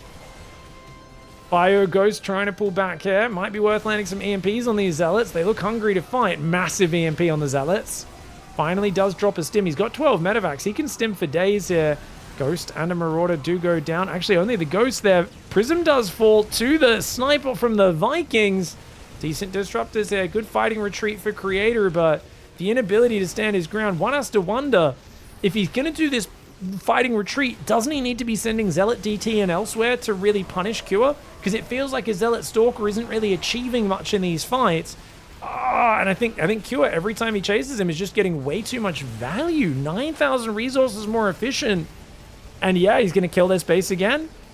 Wow. I really thought Cure was in a desperate position in this game. But he's just doggedly held on, kept fighting. And now he's going to pull away here, get rid of the Zealot DT. There's no splash damage left behind it. Creator has to tap out. GG, well played.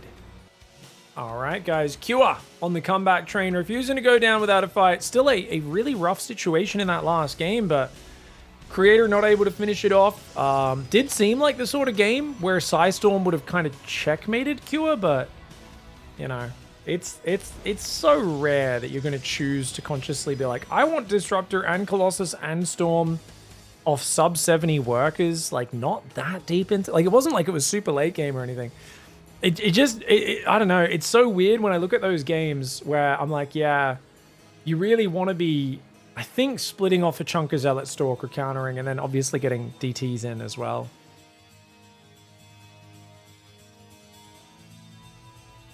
We're just discussing ice cube sandwiches. Chat said you can use peanut butter, just saying. Well, the original reason why I ate an ice cube sandwich, for those who don't know, is we did a segment a couple years ago during Pigfest called Pro Gamers Read Mean YouTube Comments, which we took from our YouTube comment section on commentary of a cast that Pro Game was in.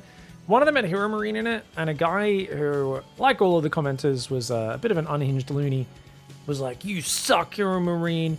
Look at you. Just accept that you're bad, you know, basically just saying some mean stuff. And he said, hey, the only way you're able to be a pro gamer because you earn so little money and never win anything is by eating ice cube sandwiches. He said, you just live off ice cube sandwiches. So I had to test it. I thought it was such a ridiculous accusation from someone who's, you know, for free getting entertained watching a player play the game, but they're angry that player is not as good as they'd like them to be.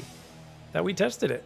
Did have an ice cube sandwich. Couldn't chew it very much, to be fair. The bread did get soggy pretty quickly. I did add barbecue sauce after getting through a few mouthfuls, and it did make it taste a little bit better, but that was still pretty, pretty rough. I gotta say, I think peanut butter would go better.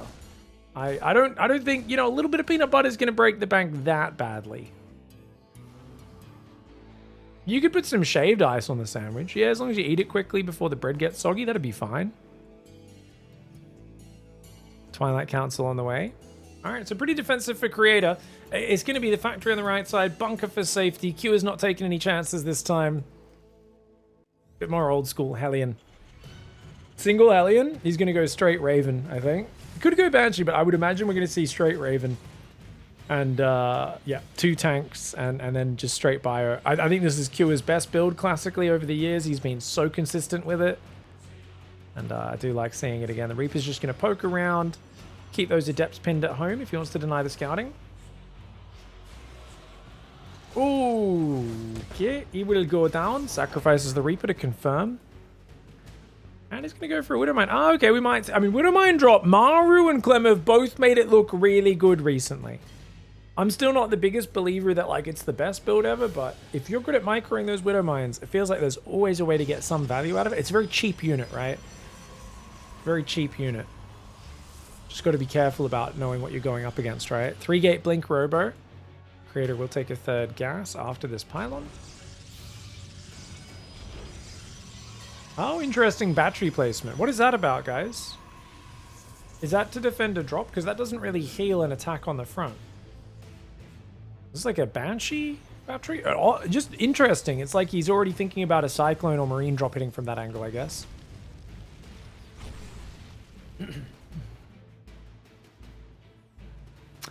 All right, guys, we've got tanks coming on the way. Starport with a tech lab. Probably going to go for, yeah, Raven. 2nd barracks. Now, 2nd tank starts, and then you want to build the 3rd barracks here. So the idea being, After the Raven's out, which he'll start soon, this barracks can swap over. And then after that tank's out, that barracks can swap over as well. Factory and Starport will both swap off, build reactors probably over here. And you'll find yourself in a good spot. Raven only now starting though. He's a little behind on the gas. And he's building a second bunker right now. Q is like, dude, is this 4-gate blink? But he saw a shield battery. He should know after seeing that shield battery that this is chill. I think seeing no third, Q just does not want to get eliminated from GSL right now. But both sides are playing really safe because Creator's also building shield batteries in each mineral line. He's afraid of Banshee. This is so funny. This double bunker placement is bizarre, right, guys? Like, it was so weird. It feels like I'm like, you know, they attack from this side, not this side, right? Double tank in the main. Oh, you don't want to blink into that. Creator, you don't want to go in there. You don't want to go in there. Oh, mine drop, got 2 probes. Tanks shoot him, pulls back. He's gonna go for the Stalker drop. Main's not covered against that. Alright, drop pulls back. Third Nexus still has not started. Finally, it's gonna go down. Templar Archives has already begun. 2 base against 2 base right now. That tends to favor Terran long term, but the Stalker's getting a bit of activity. Second siege tank moves down here. He's gonna try and focus it. Will not be able to get it. 2 SCVs in mining time for Stalker damage is fine. Perfectly fine trade for Creator. And I do think he's going to go early Forge. Normally with these Storm styles, you see the players pretty quick on that. Another battery. Guys, is Creator like the most paranoid player ever today? Builds a shield battery in all 3 of his bases. Storm, once again, is more of a map control style. It's not really a turtle at shield battery style. It's usually about getting charge numbers out there. So I worry that Creator's a little paranoid in this game. It's weird. I don't know who wins this game, but my senses tell me Kua beats him. I don't know why. It feels like, yeah, Kua's played safe, but he's also played solid here. And he's really good at this build. Like, just playing super stock standard TVP. Creator just looks a little paranoid in this game. Such a good game 1. Game 2 was going really well for him as well. He has a Storm Drop. He has a Forge. I don't even know why. I just have this feeling like there's this inevitability. I think it's just because Creator is obviously a bit more emotional and Q is so stable and solid. So there's part of me that just feels like, I guess, intuitively, especially, I guess, because I also expected Q to be the favorite of the group. Or him and Solar both. This is the losers match, chat. If you're just tuning in. This is not a committed move out for Cure. I do think Cure could move out a lot more than this, though. He's not really scaring him too much, so that's good for Creator, who's got Storm Drop. He's got Charge +1 coming in the way. It's going up to 7 gateways. A few more probes coming out. Third Command Center, though, sorry, is floating out now. Concussive Shells is there. 5 barracks is up. 3 reactors, 3 tech labs, 2 reactors. Very standard split. eBay's not making +1 armor just yet. Stalker counter. Does lose 1 Stalker to a Widow Mine, but he's going to get in here and cause a bit of havoc. Does force the whole army back. Stalker's doing really well. Oh, and he gets the Widow Mines to bait their shots as well. Dude, great move by Creator. I don't know why I'm being such a Creator hater, guys. Like, what the hell? He's kicking butt. He's doing good. Builds a random cannon in the main. You guys see what I'm talking about, though, right? With, like, random... He's like super paranoid. I'd like the High Templar. I kind of wish the cannon was up here, just a bit closer to the battery, but it's fine. I love a random High Templar in the main base. I think it's one of the most underrated things in this matchup. He's lost track of the Terran. Kua should be able to snipe this base. Yeah, Creator doesn't see him until now. Ah, he's out of position. He was a bit worried about the army going north. Creator tries to unload. Oh, good feedback on the Raven, but he loses a pylon, second pylon, and cancel on the Nexus. Has to take the new one up top. Going for a second Forge and a Robo Bay. +2 attack starts. 4th Nexus goes down. Ghost Academy on the way for Terran. +1 armor coming in for Terran. Widow Mine cleans up. It was probably a Zealot, I would imagine, coming in there. Only 66 probes for Protoss. It feels like a sort of game where Creator could be up at 72, 75 probes right now on 4 bases, right? If his army just got in front of this army. But now that he hasn't, Kua is going to outgun him and outnumber him on the basic units. That's kind of inevitable. Look at this, he's hunting for observers. But the observer pulls back. Good move by Creator. That's good that he keeps at least 1 observer active on this map.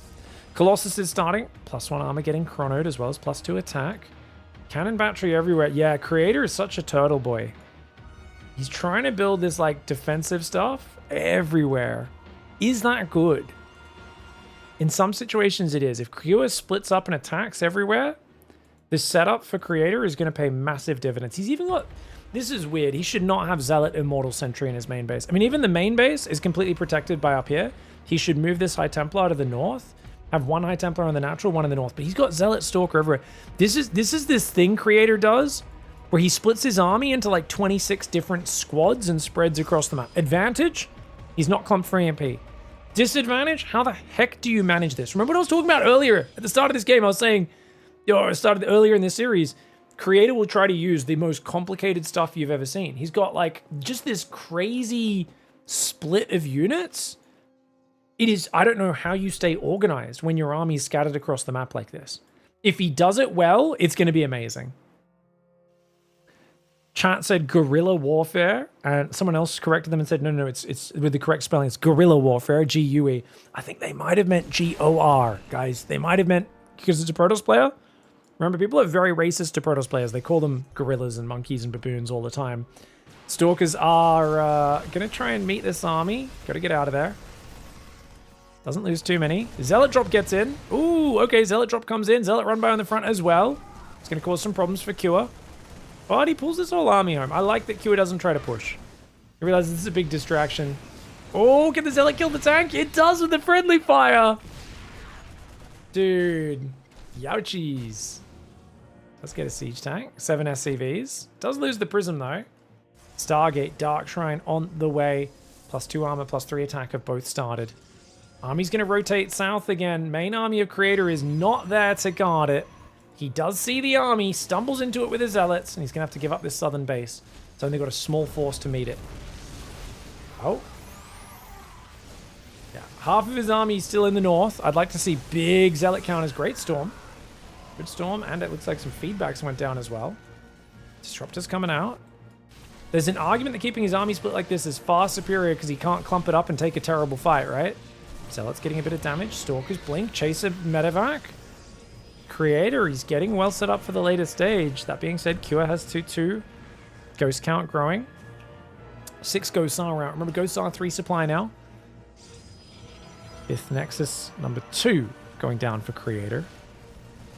Oh, man. I feel like with the storm scattered around... Oh! Zoning Storm's going to make it much harder. I think this is going to be like having Storm... Oh, the Marauder split. That's kind of cute, man. Oh, my lord. He was doing the fancy Marauder micro in the north, and he does get caught by the double ball ambush in the middle. Creator playing exceptionally well. Wow. Really nice move. He's got to be careful, though. He's just gathered his whole army together. I think Creator does his best play here. It seems like when his army's split up and he's kind of poking and prodding with that splash damage. He's going carriers. Carriers, guys, really good once you get +2 or +3 air. Just something to mix in and confuse the Terran. In low numbers, a handful of carriers can be nearly worthless, especially since you've already gone some Colossus to force Vikings. I actually think carriers achieve almost nothing for you in this game. I think Mothership for Time Warp and Cloak can be useful. And just her tanking power. But I actually think you should wait until you kill the Vikings and then go carriers, personally. I'm not sure, though. I'm happy to be proven wrong. I know I've thrown plenty of games as a Terran against carriers, but I've also seen quite a few games where they've looked very flaccid. You know, they've just fallen completely flat. Tempests, of course, are the best at outranging the Terran, chipping at him, and trying to force him to attack into your storm, but it's good to see that there is a late-game battle because, you know, Lib Range is coming... 5th Command Center is going out. 6th Command Center is making into an orbital. 7th Command Center is building. Like, this is good macro for Kua. Plasma Shields is coming in as well. It's 3 attack almost done. So both sides are getting all the late game tools and seeing who has got a better handle on the late game. I don't really ever see Kua play late game PvT. I don't know when the last time I even saw him get to Lib Range was, let alone 10 Command Centers. We get a kill count on the balls. 18 kills on one of them. So one of them did the first shot, which only killed 3 Marines, but damaged everything else, I guess. And then the second one got 18. Oh, it's so funny, those Marauders. Oh, Disruptor gets shot down on the left, and an Immortal almost gets caught. High Templar! High Energy High Templar goes down. Dude, things are getting messy.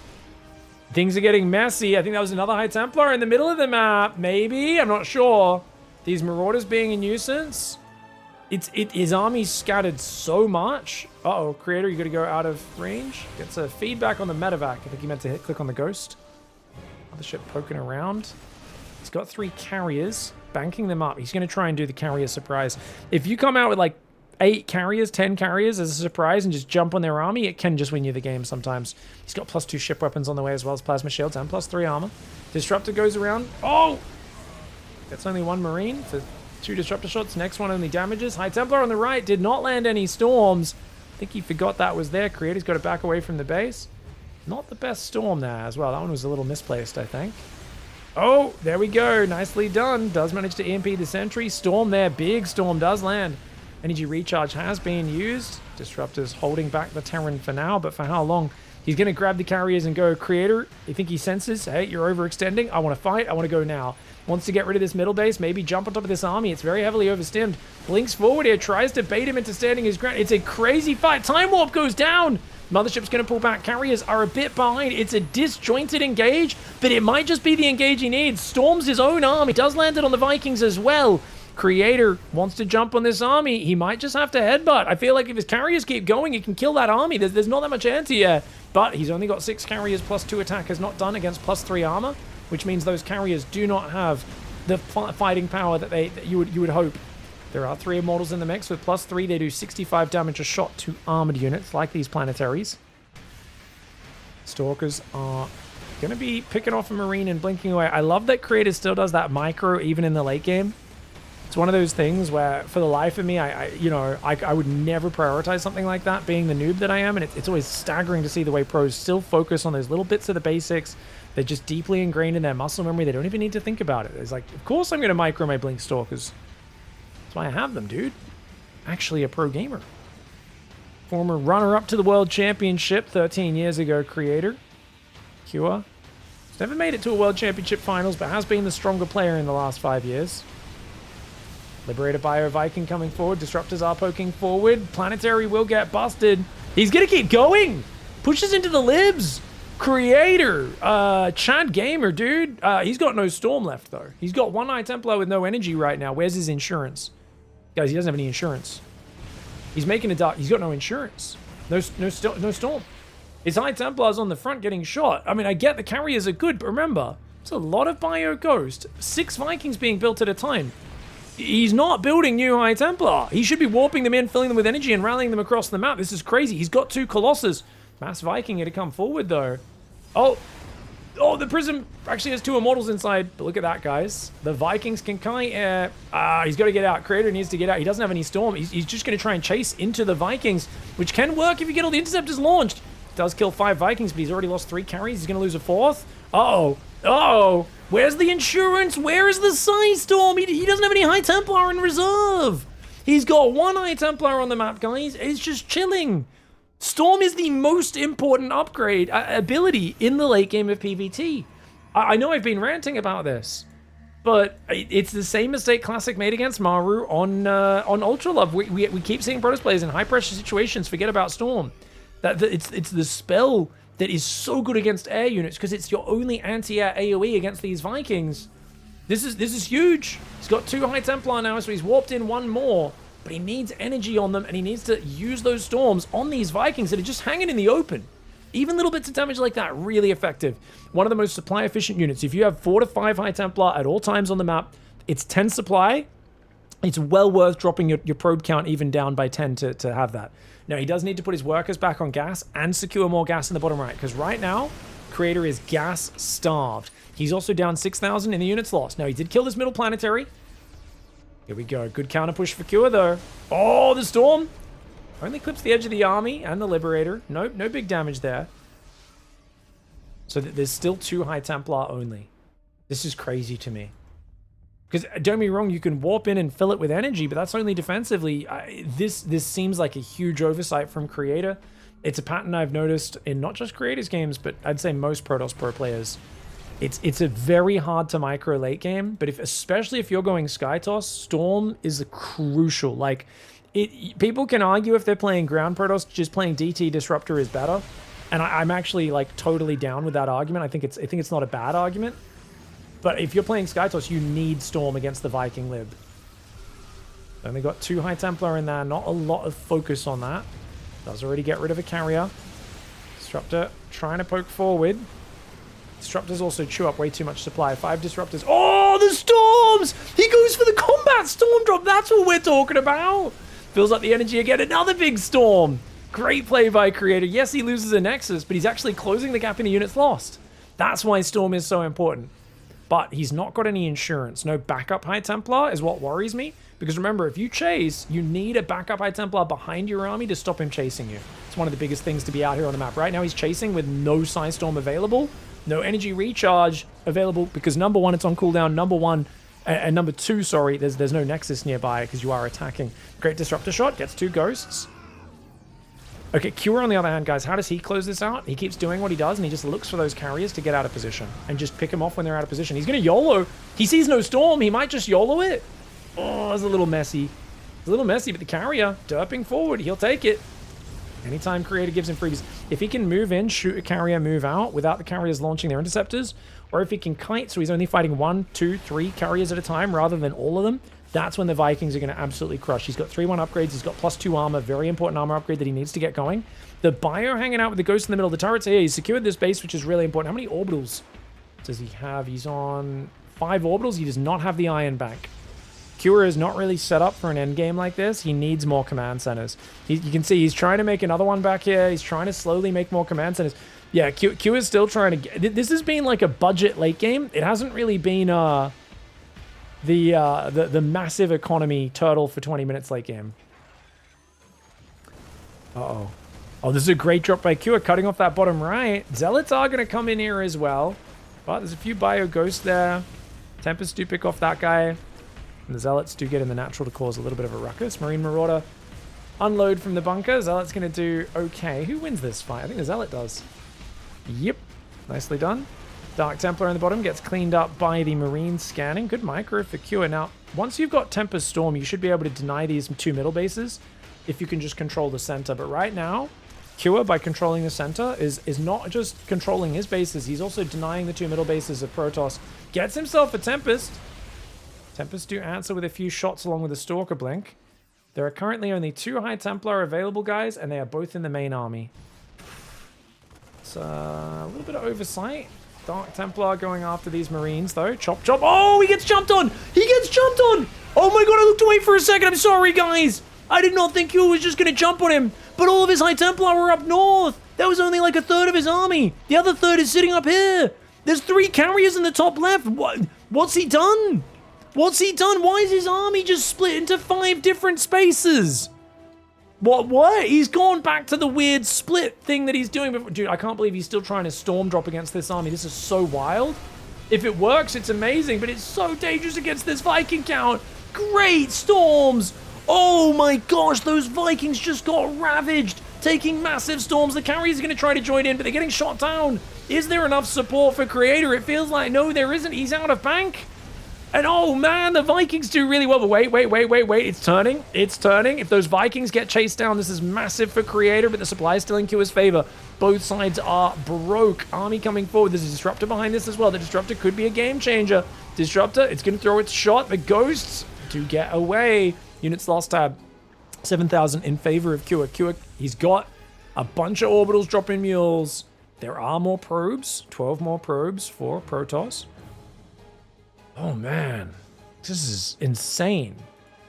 This is crazy.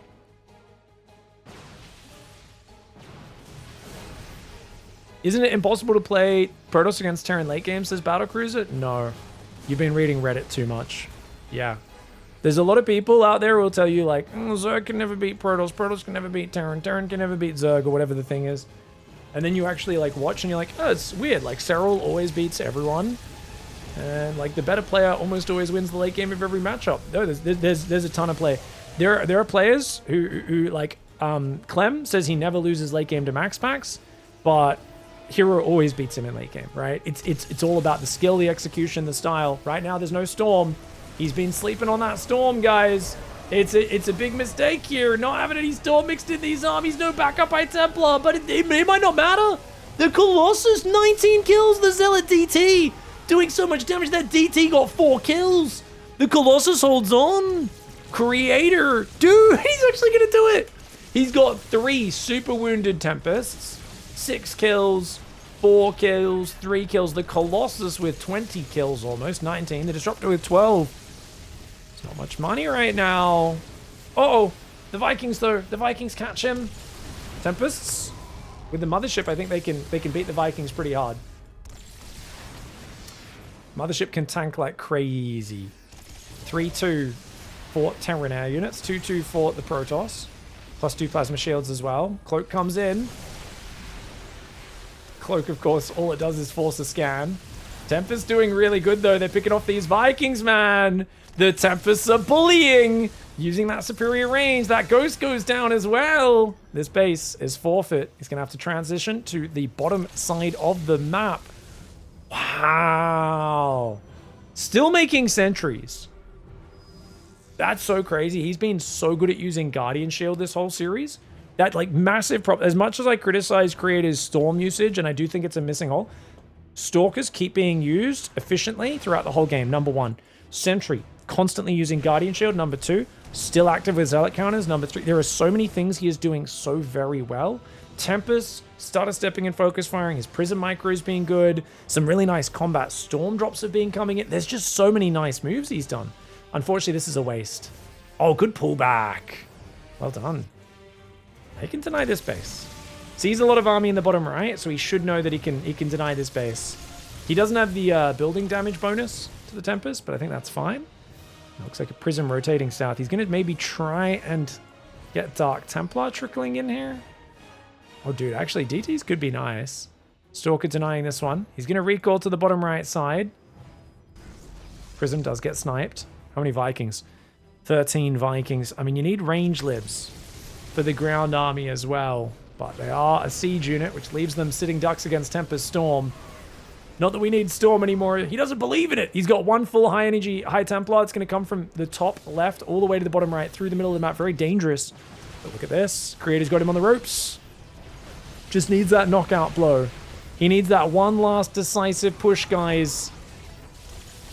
One last decisive fight, and then the Terran will be forced to sue for peace.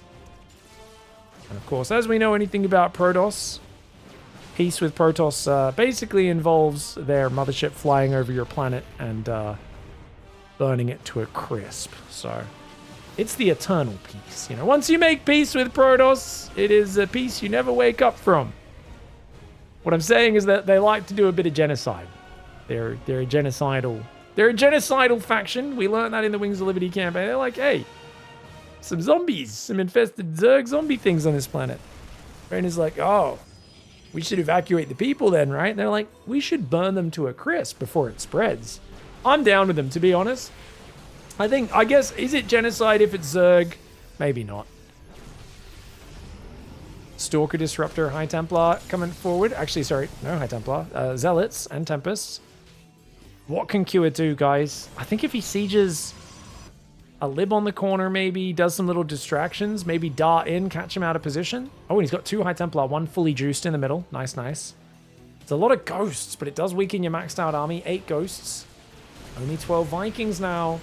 His Tempest setting up really nicely. The way the Stalkers get vision and the Tempest throw some shots. Zealot run by top left side, really nicely done. It's Xenocide, it's not genocide, it's Xenocide. Nice, well done, Twitch chat.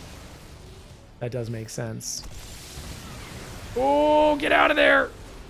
But he's got the Storm to cover him, only loses 1 carrier. Stalkers, still a big pack of Stalkers. They could actually wreck this base down here. The Zealots trying to break through. The Marauders and the Marines struggling to defend down the bottom. They're like, hold! Hold!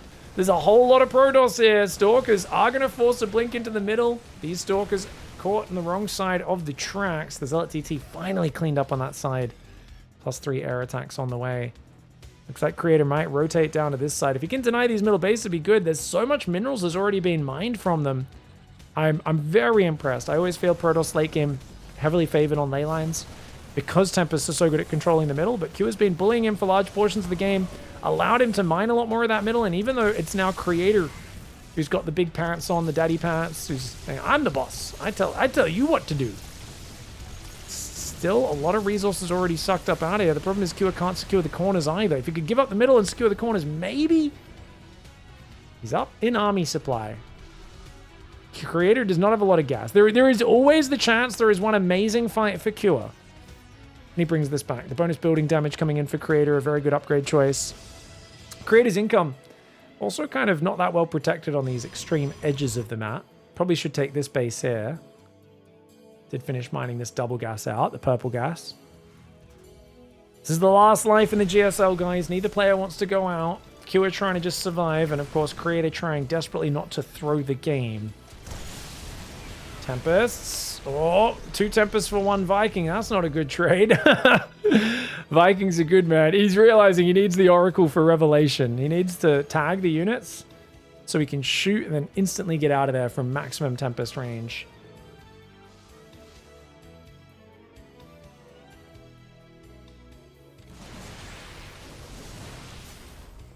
A couple Stalkers go down for nothing. I guess they drain a few EMPs, but you can see the units lost time. 10,000 in favor of the Terran. Protoss gets more map control with all their abilities. Terran more efficiency.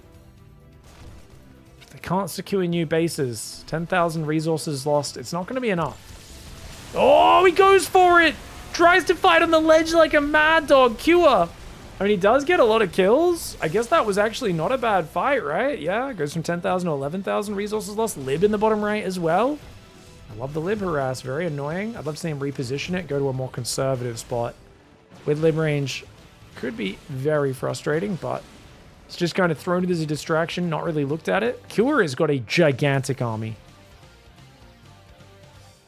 I can't... Yeah, I'm starting to believe Creator could potentially throw...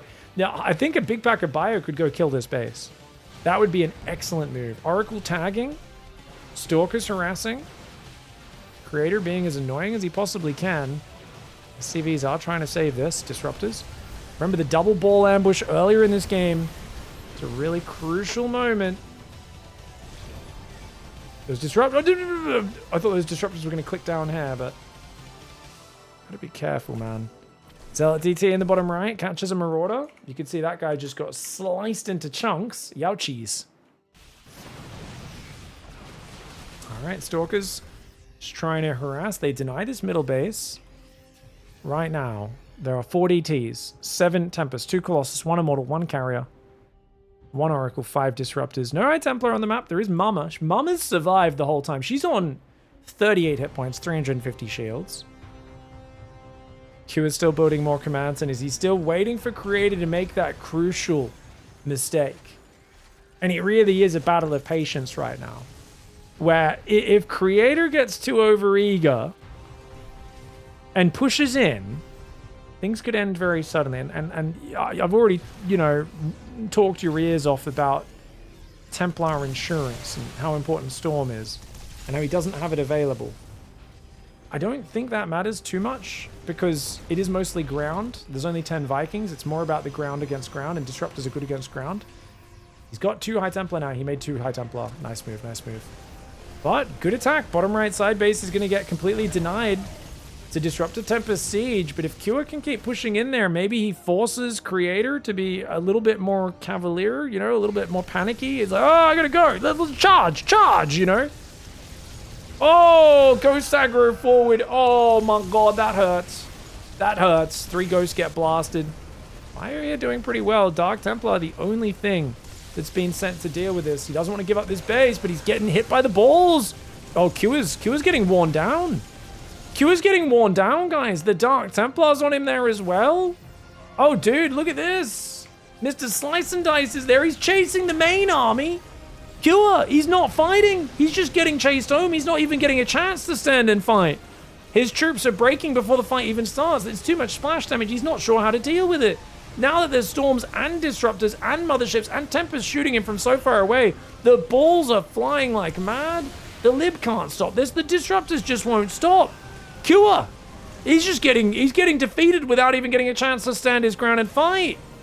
Oh, this is the worst way to go. It's like he's just being caught by artillery on the march. He hasn't even fought. He's lost 60 army supply, 70 army supply. He hasn't even started fighting. Finally, the Vikings try. But Time Warp pushes them back. He gets a carrier. He's already lost so much. That's crazy. So much tension building for so long. I would have loved to see Killer just give that base up and run away, but he split his army across. I thought he was going to cause a base trade or something. But then that army just cornered him, and I think the pressure was too much. It's so hard to figure out how to dissect this army, I gotta tell you. There's so many DTs in the army, which is crazy. These Tempests. These Tempests, so oppressive, man. Their range is just so good. Storms, Disruptors. Always has a Guardian Shield active as well. I don't know how he always has a Guardian Shield active. It's so impressive. The Vikings getting hammered by Stalkers and the Tempest. Disruptor shots. Creator and his ability, when he is switched on to micro so many different units, is insane. And to be fair, that Disruptor did fire in the wrong direction initially, but these ghosts are getting just blasted. And that's it, man. Cure, not even getting a chance to really stand and fight. And that's the way Protoss likes to do it, man. Oh, GG. Well played. Makes me think of a quote, you know, where they're talking about, like, who are the best jungle fighters in, like, World War II and stuff like that. I know there's like something to the effect of, like, and someone's like, what about the Americans? Aren't they good though? And they're like, no, the Americans never fought in jungle. They'd just burn the entire jungle down, then they'd go in and fight. Like they would use their ridiculous amount of fire superiority to burn the jungle down before the fight even starts, basically. And I was like, that's kind of what Creator did here. It felt like there was no jungle left. There was no chance to fight. Cure, I think by hiding behind the command center, he kind of cornered himself.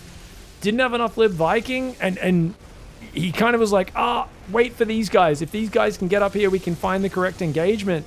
But he ended up presenting just way too easy targets. There's not enough room behind this base.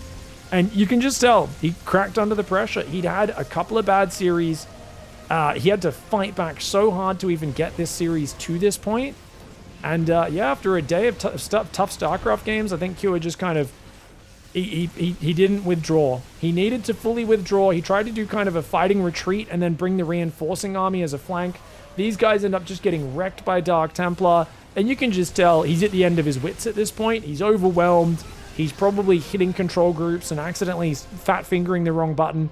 You can just tell it's not going his way. Whereas Creator, once he got control, it was like he was tabbing between his spellcasters perfectly, using all the different unit types. Really nice win for Creator. And I'm sorry for ever doubting you, mate. GG, well played. He gets a chance against ZOUN to go through. All right, guys. Ladies and gentlemen, final spot in GSL round of 12, Group A. It's going to go to either ZOUN in the bottom left or Creator in the top left. Creator's a good name, man. It's a good name. The Creator. ZOUN, on the other hand, or ZOUN, as Tasteless likes to say. Apparently it's meant to be pronounced that way. I cannot. Much like if someone's like, you know, they're like, it's not Clement, it's Clement. And I'm like, I mean, I'll say Clement for fun. But if I'm going to say his whole name, I'm normally just going to go, we say Clement in Australia. You know, what's up, Clement? Clem. You know, I'll butcher it. I'll anglicize your word. I'll do it. I'll make it sound bad because I am obnoxious. Anyways, gateway double gas for both sides. Both sides going high ground gate. It's a PvP battle. I have no idea who's favored. ZOUN's had a few big wins over top dogs recently. I think it was ZOUN who actually got eliminated partially by Mana, though, from Dallas over the weekend. I can't quite remember who beat Creator, but both didn't make it to the final playoff bracket. It was pretty brutal, though. The groups that led into the top 8 playoffs were very, very competitive, and I think they both had a few good wins under their belt. It's okay. It's the same in French and in English, says Ciel Bleu. Wait, you guys say Clement? How do you guys say Clement? Wait. Are you guys telling me the bad guy's name in Beauty and the Beast was actually Gastogne? Because that's what we always called him growing up, Gastogne. We're like, man, Gastogne is such a dick. Why is he always being rude to Belly? You know? She's just a lovely girl, and she's clearly not interested in him. Why is he harassing her? Silly Gastogne. Yeah. What can I say, guys? We speak good English in Australia. It's part of what we do. Anyways, we'll stop with the silliness. ZOUN's going to rotate around there.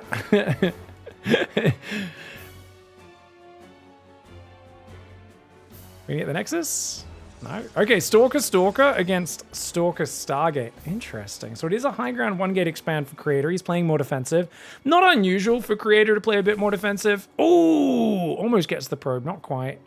And his Nexus does get down a bit quicker, but he's going to deal with 2 Stalkers, soon to be 4 Stalkers coming across, or 3 Stalkers into a Sentry coming across the map. There was a very slight supply block for ZOUN. The probe does now escape, though. And we are going to be finding ourselves very interesting.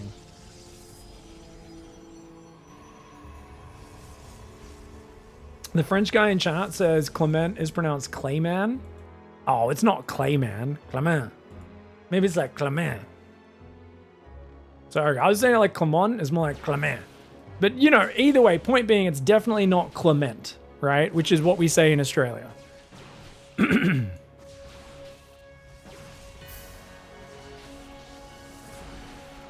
Double Stalker is there. Sentry coming in. Oracle's going to be coming out, but right now defending. Without that second Stalker is very hard. He's got to heal the pylon soon, I think, but doesn't want to waste the healing on a building when he needs it for all the Stalkers.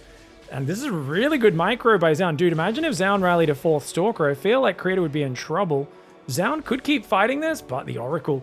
Oh, the Oracle. The Oracle might turn things. He's trying to get to the healing shrine. He's like, God, let me to the healing shrine. Let me to the healing shrine. ZOUN's going to click about. I love that ZOUN's one of the few players who's always thinking about the healing shrine on this map. Gets over there, will heal those Stalkers up. Oracle's going to go to his base, but 2 sentries, a shield battery, and most importantly, not rallying any workers to his natural just yet. Playing very safe against those Oracles is ZOUN. Twilight Council goes down at a really good timing for Creator, only about 15 seconds behind ZOUN, despite having gone for the early Stargate. And the Stalker's going to run forward, look to maybe cut off that Oracle in the retreat. Not quite going to get there. Oracle just a little bit too fast. It's not man, as in English, it's man, like the town Le Mans in France. Yeah, no, the Mans. Yeah. I've been to the Mans many times. Le Mans! It's not Le Mans, it's Le Mans. This is what I'm talking about. Guys, we're going to keep speaking English here. All the Gastognes in the chat, and the Michels, and the Clements. That's okay. You guys are crazy.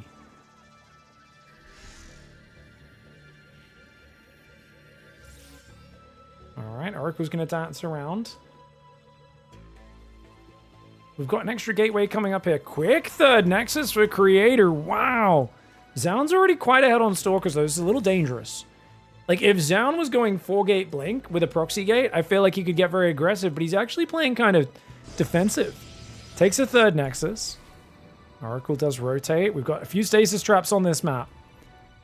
And that Zealot. Oh, I like the Zealot scout timing. Look at that. Creator scouts it. Doesn't even reveal that he scouted it. And it feels like he's just got more info. Even though there's hallucinations that are helping for ZOUN, does feel like Creator's got more info. ZOUN confirms the 3rd is there. You can see an earlier Forge for Creator versus an earlier Rowboat for ZOUN. And, oh, Stasis. Watch out. He walks right past it. This Stalker will walk into it just barely. Does see the Forge in the main as well. Big sign of macro play. Stalkers now parading forwards. This is a light pressure at best, because you can see the Stalker count's pretty close to even now. Actually, very dangerous to be here as ZOUN. Oh no! ZOUN just throws his sentries into the meat grinder. There was no reason for those sentries to be here. I know he figured there was no blink for Creator yet. Thought, oh, I have the blink advantage. Let's poke. But I don't think those sentries should have joined in. Oh, nice little bit of stasis harassment in the main. Freezes 2 probes. Gets out with minimal damage. Not too bad.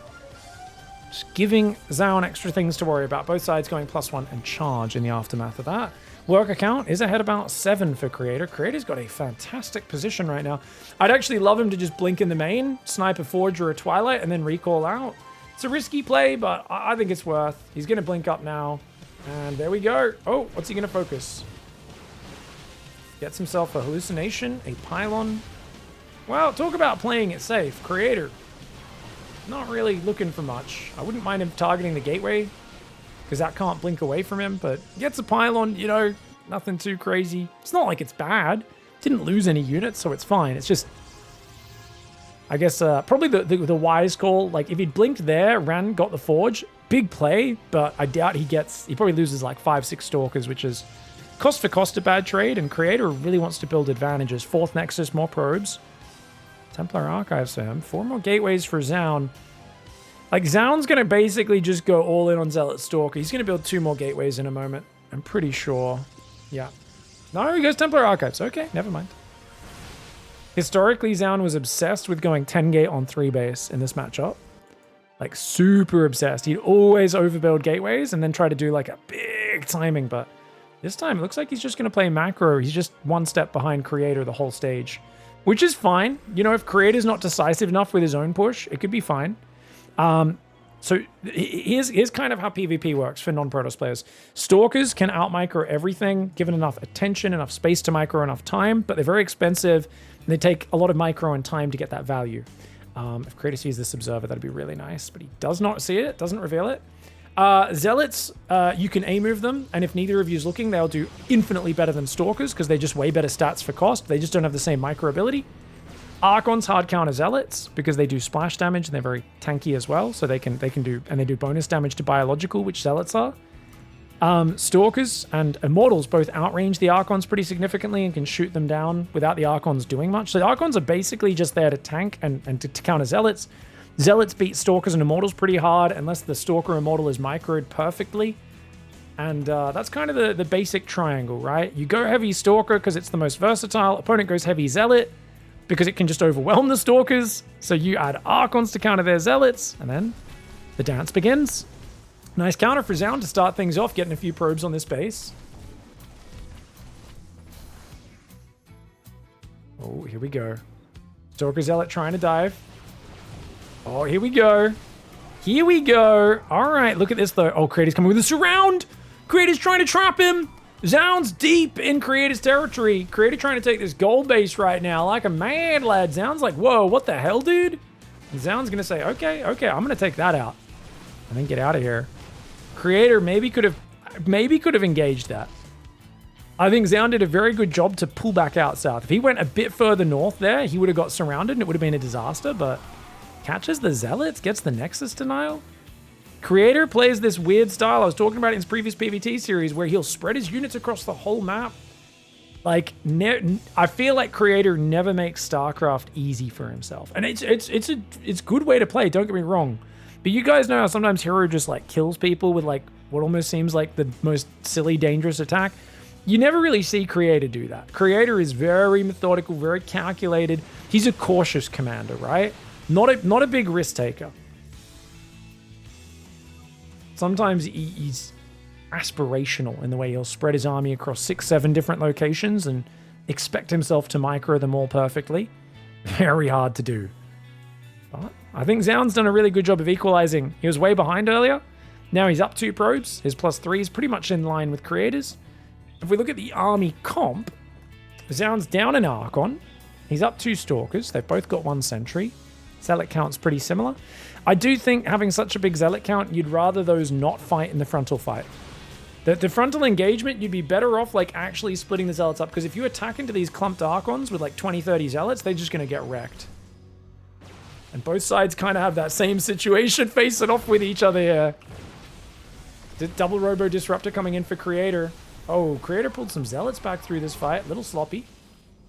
ZOUN's doing really good on the trading now. Cancels the Nexus in the top right as well. But you can't chase with those Zealots into the Archons. If you just A-move, those Archons will be so efficient. Especially the Prism. Able to shuffle any damaged Archons into the rear. And keep them alive. Zealots try to come in. Cannon Battery pushes it back. Great defense. Now, there's no transition for ZOUN. Creator has the double Disruptor coming. So you could argue the longer this goes, the better it is for Creator. Creator has 10 gates, 12 for ZOUN. It's all about patience. Creator can't go out of this choke point. He's got to pull that Prism back and keep these Archons alive, but Creator now equalizing the trading despite being behind before the Oracle goes down. Prism almost gets focused. Whoa, and Creator's going to break him. Creator's broken the Concave. ZOUN stayed there way too long. Let his Zealots get ravaged by the superior Archon count of Creator, and now all of his Archons Immortals have gone down. He's only got a small pack of Stalkers to counter. 3,000 resources behind. Devastating swing. Remember, ZOUN was 1,000 ahead, so that last series of trades at that third base of Creator went 4,000 resources in favor of Creator. That is what I call stalwart defense. That is what I call a solid boy. Yes, he doesn't make things easy. Yes, he tries to do things perfectly technically correct, but when Creator pulls it off, holy moly, is he a force to reckon with. And that's exactly what ZOUN's fighting out now. ZOUN seeing this giant army coalescing towards his base. He's gone for the desperate counter. He's done some damage. Disruptor does not get the shot off. ZOUN with some good micro to focus that. Another Disruptor comes forward. Creator, boom boom. Creator, no chance to do the boom boom. Does get taken out by those Stalkers. He's got a lot of Zealot Archon on the high ground. Can ZOUN make some magic happen? He's down 60 army supply. The Zealots will eventually defend this.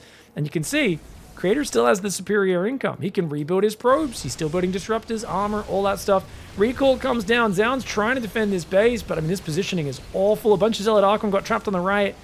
The Archon is in a good spot to defend the Zealots, but the rest of his army is just choked up and walking into a meat grinder. Prism goes down as well. The Immortal Rally on the left gets taken out. Creator, this has been a masterclass. This is a mirror matchup where Creator took ZOUN's mirror, smashed it on the ground, and then just started making him walk back and forwards across the shards of broken glass. That was deadly. Creator with a fantastic hold on that front base. Well, ladies and gentlemen, that was a impressive display of Protoss defense. I'm really proud of Creator. Great game there, dude. Especially after the games against Solar earlier on, I was like, oh no, are we going to crumble? But I think that's just the Solar effect. Protoss players that otherwise look like rock-solid defensive bastions, Solar finds a way to crack through, but ZOUN could not find that way through, could he? And despite being ahead actually, sorry, no, it was Creator who was ahead. Never mind. Creator was ahead in that game, but I think ZOUN got back to a very good position, very decent position. Could have done a lot of things from there. I'm a little surprised and this is something, it's in my own PvP, which is obviously nowhere near these guys' level.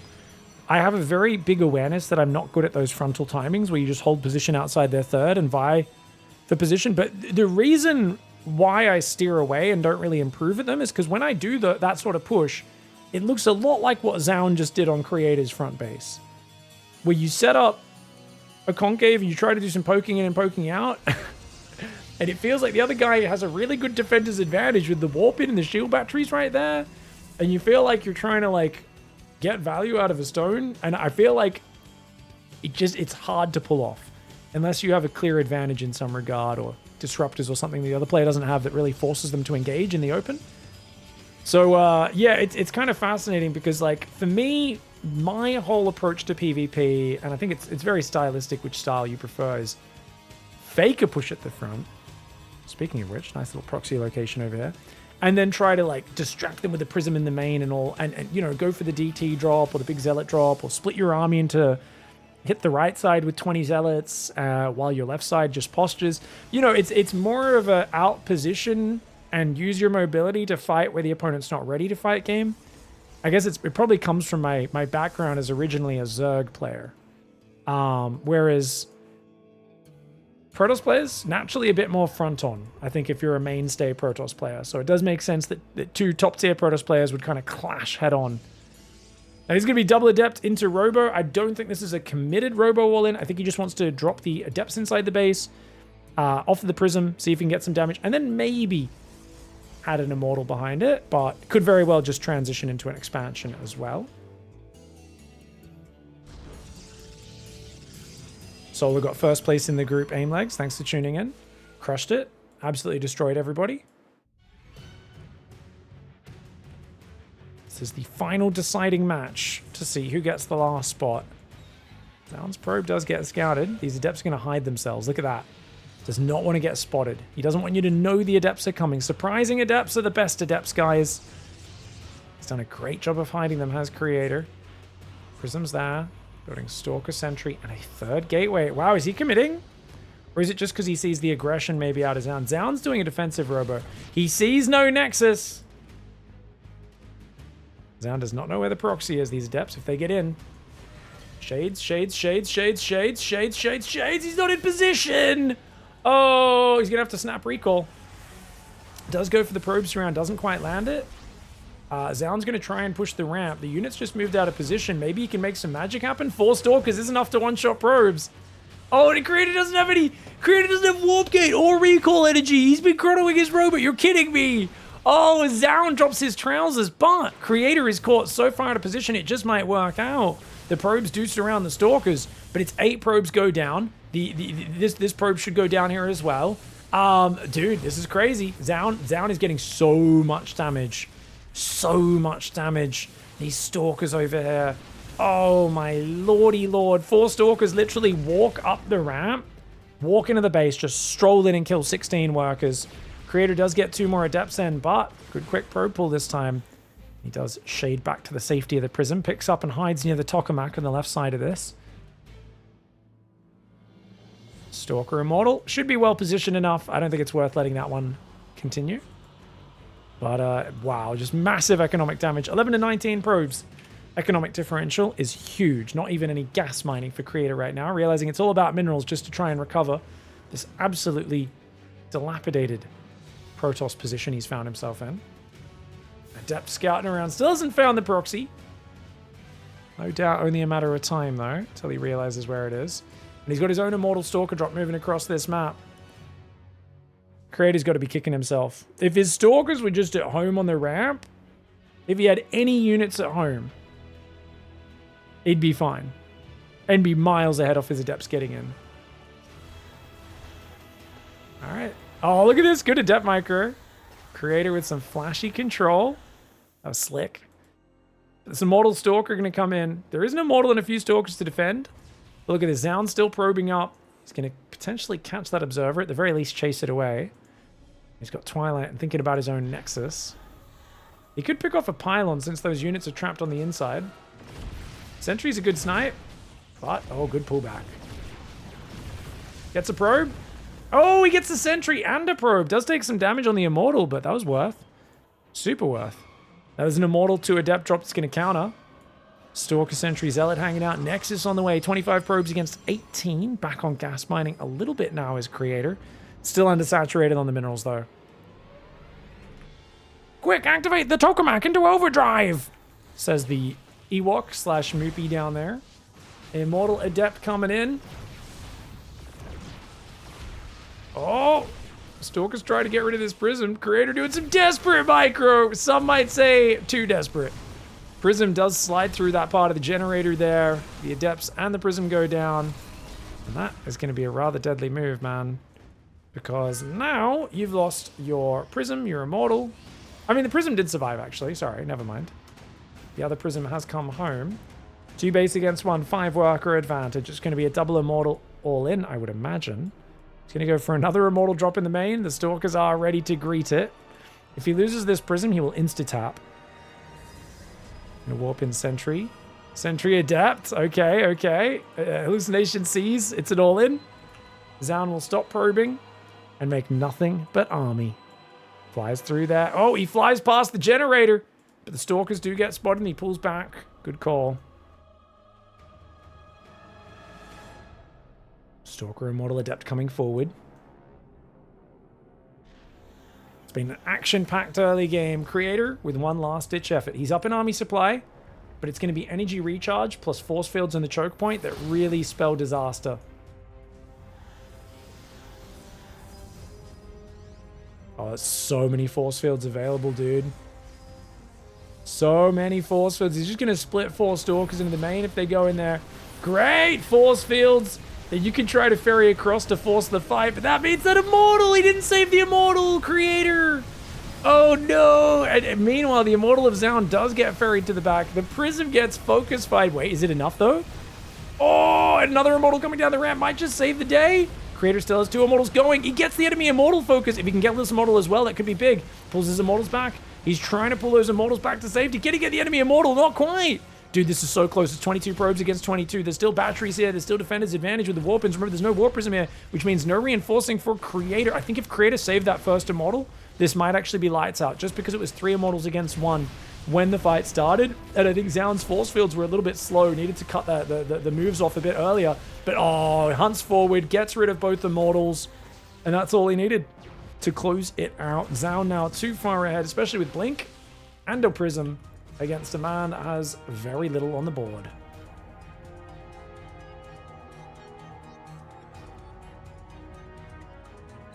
Yeah, I really want to watch that fight again, because did he have enough Stalkers to initially focus the Prism? Because if he focused the Prism when the first Immortal drop came across the force fields, that would have been wild. But he ended up, like, dropping Stalkers to kill it anyway, I think, which was absolutely crazy. You might think, oh, it's still pretty close in numbers, but you got to realize, guys, we're at 8 minutes 50. I mean, even he lost a lot of probes, so his base is going to take another minute or two to mine out. But these minerals are going to mine out 50 minerals, 155, 55, and 40. So in the next 30 seconds, he's going to lose a lot of this mining. Meanwhile, oh look, we've already transferred out of the main to the natural. So not only are you up 4 probes, you've got what is going to become a very significant mineral advantage over the next little while. Right now, it looks very similar. We'll check back in on these numbers in about a minute's time. You're going to see a very distinct difference. The longer that goes, the more desperate it's going to get for Creator. Right now, has a new Prism. He's got 2 Immortals, but there is a Prism and an Immortal up on the defense. Sentry is looking good here as well. Stalker's in the main, ready. Blink is available. Another Immortal does get started and chronoed. And the Observer knows there's no expansion, or at least can guess as much. ZOUN might be a little worried that Creator's expanded in a corner or something like that.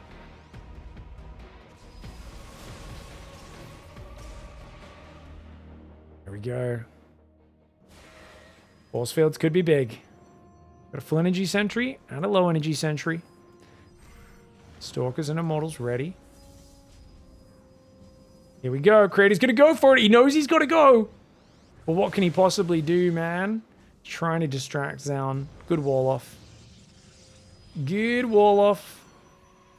You can't do it. I mean, as ZOUN, I almost feel like you can actually run forward and beat... Yeah, great force fields. Great force fields. Creator's trying to pull back with the Prism. Great defensive micro. I think he only lost 1 Stalker. That could have been a lot worse. Yeah. He's lost 4 Immortals for 1 this game, by the way. So the Immortal efficiency with this 1 Immortal has been massive. Those Stalkers go a little far forward, one could argue. A couple more force fields do come out. No energy recharge. No more force fields left. The Stalker's microing pretty well for ZOUN. Remember, no battery overcharge these days. The Stalkers are going to blink forward. Bit of a crazy move for ZOUN, but he realized if he cuts off the reinforce, this battle is his. Those Immortals gun down the enemy Immortal. And that's that. ZOUN ties up the series 1-1.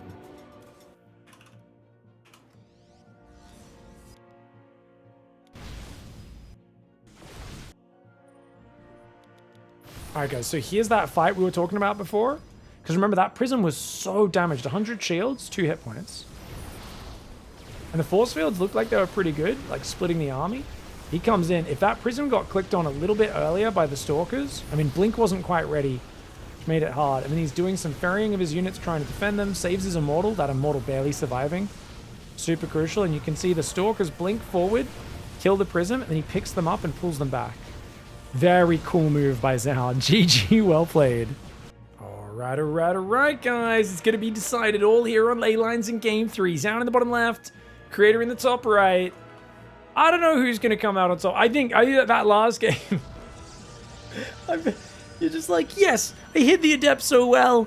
I've hidden my Proxy Robo so well. My Adept slide in. My Prism's going to follow it up. This is such a good start. And then you're just like, oh, really? You just walked into my base with 4 Stalkers, right? Like, my units had not just left the base, but they just left the base and gotten to the halfway point across the map where they couldn't get back to help. And I just chrono boosted my Robo so I don't have recall. Like, it was just one of those tragic moments. You're like, oh man, like, don't get me wrong. Creator left a hole. It got taken advantage of. I'm not saying, oh, ZOUN just got lucky, but I'm saying it feels bad as Creator that happened in that game in that circumstance, because the rest of the opening was so good for him. But for ZOUN, it was a much needed moment of things going his way. He did need that. He's going to go 2-gate. Both sides going 2-gate, in fact. All right. Makes sense. Small map. Don't want to take the risk of going for a 1-gate expand is the final map in the round of 12. Who's going to join Solar going into that top 8?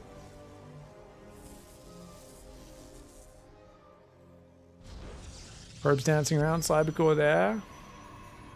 And there is a probe dancing around here as well.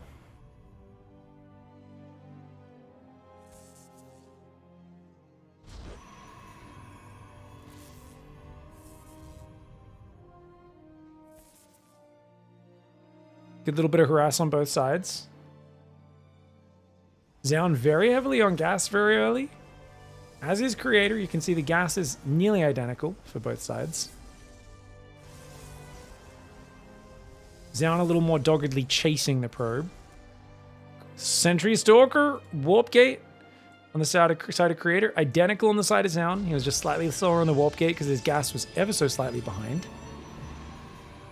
And that means we're going to have a macro game, game 3. Now, this sort of opening, it's most likely just going to go straight into Blink for both sides.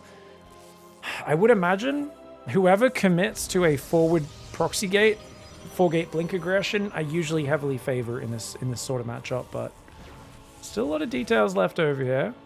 Pylon on both sides. I imagine you cancel this with enemy Stalkers already showing themselves. And we'll find out. Cancelled and cancelled. Both cancelled. Nexus goes down for Creator. ZOUN's Nexus goes down just seconds later. As you can see, ZOUN has queued up one extra Stalker a little bit earlier on a gateway. And now Creator's comes down just seconds later. Now it seems like Creator hasn't been as in a hurry to kind of scout what the follow-up is. I think he's like, this looks like a pretty standard game. Goes for the hallucination a bit later, whereas ZOUN had a bit more urgency behind that. His Twilight Council also just about 2 seconds faster as he hides a probe ready in a position potentially to go for that forward gateway. Pylon on the edge. Pylon over here for extra production space. Chronoing the probes is ZOUN.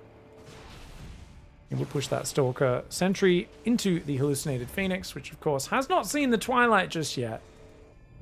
Creator's just going to have to make a new one of those bad boys to check. But I think seeing the Sentry, seeing the Stalkers, he's like, yeah. It's almost certainly this, and he doesn't quite get in to confirm. So no doubt he'll make another one in a moment.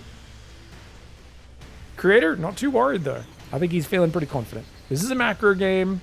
We're both making probes. Pretty standard stuff. Hallucinated Phoenix goes down. Next hallucination heads across the map. Safety battery for ZOUN. ZOUN is down one probe. And Creator being slightly riskier, one could say. I do expect ZOUN to be the more likely. Oh, look at this. He hallucinates 4 probes. I love it. You can split these up to look for proxies. Very cool. Very cool. Meanwhile, Creator does see the Twilight Council. Isn't that awesome? So while Creator sends a Stalker, he's like, I'm just going to send 4 probes around. Creator's like, hey, what are you trying to proxy over here, boy? As we can see, it's a fake out. Stalker Sentry gets spotted heading to the 3rd as well. Neither side going for that forward gateway. Like I said, 4-gate Blink aggro to deny the enemy's 3rd before it gets set up can be really powerful. But ZOUN just takes the 3rd, goes for a Robo. Very defensive play. And that kind of makes sense as a metagame against Creator, who is normally the more defensive of the two. Creator's gone 3rd gate into 3rd Nexus. Looks like Creator's going to play a more streamlined style. And in that I mean, no Robo, right? He's no Robo. He's just going to make more Blink Stalkers to start. I do expect him to be a bit more fluid with the aggression off this. Stalkers of ZOUN find these Adepts, but that does mean they're out of position. That means down south, Creator's going to dive. Gets a battery kill, immediate 100 mineral value. That's going to force the rest of the Stalkers back down here. ZOUN's Blink, seconds behind Creator's. Creator, though, got a good trade, got some damage, didn't take too much on his own. Got his own 3rd Nexus not too far behind. He's going to go for a Forge and a Robo, so he will round out his tech. Very early charge. That, I gotta say, that's odd to me, just how early that charged. I don't know if you guys agree with that. To me, that charge seems like wild. Where I'm just like, that's gonna finish. There's no way you're gonna be building Zealots when that's finished for like another minute afterwards. It's a 100 upgrade. It's like making combat shields ahead of time. It doesn't really matter. It's just one of those things where ZOUN, for instance, right now making 4 gates, no charge. Okay, Forge finally starts up. Creator hasn't seen that Forge. If I was seeing all this, I'd be a bit more worried about aggression. You'd be like, whoa, I saw a lot of gateways building. But both sides kind of respectful. Creator a bit more economic. ZOUN cut probes. ZOUN cut probes. The moment that hallucination was gone, ZOUN has cut probes. ZOUN is committing. ZOUN showed the quicker third, but then he's pivoted into a quick 6 gates, and he is going incredibly aggressive. Charge is not going to help against this. Templar Archives is not going to help against this. Creator may get caught off guard. This is a vicious reactive timing from ZOUN. Creator has no idea that it's on his doorstep. Warp Prism Siege is up. 6 more Stalkers warping in. 17 Stalkers to 9. Oh, me. Oh, my. Blixen.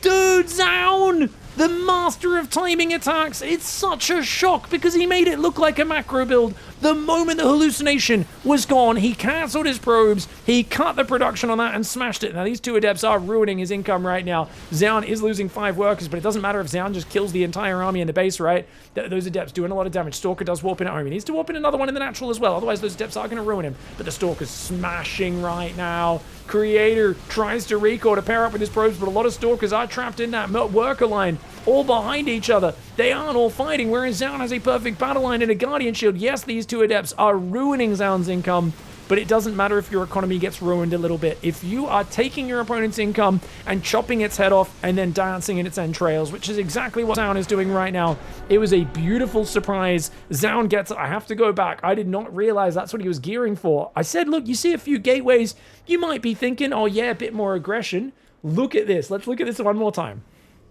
So, looks so normal. Makes an observer, then makes a prism. This looks so chill.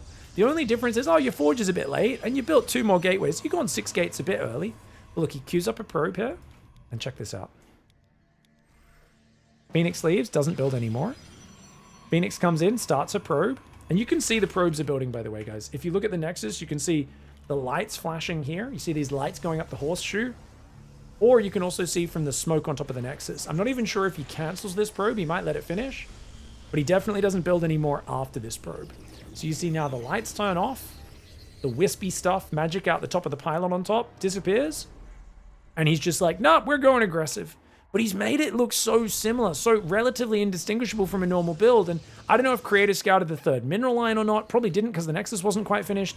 But, you know, if he looked at it right now, you'd go, okay, mine's full. Oh, that one's not full. Oh, he's cut workers, right? But he didn't realize that, number 1. Number 2, he doesn't have an observer out. Number 3, this hallucination goes north rather than through the middle. So he doesn't even see the army gathering, which means he loses 3 sentries in his battery before the fight starts. It's technically holdable if his Stalker sentry is in front. If he has any idea this is coming, he's got 8 gateways coming up. But he's just completely blindsided. Really well played by ZOUN. It was really similar mirrored builds and then a sharp turn is the way Twitch chat's described it. Shout out to Only AL for Krail. I think that sums it up exactly. It's, hey, we're playing normal game builds, we're doing the same thing, and then bam, pivot into the aggression. Beautifully executed by ZOUN.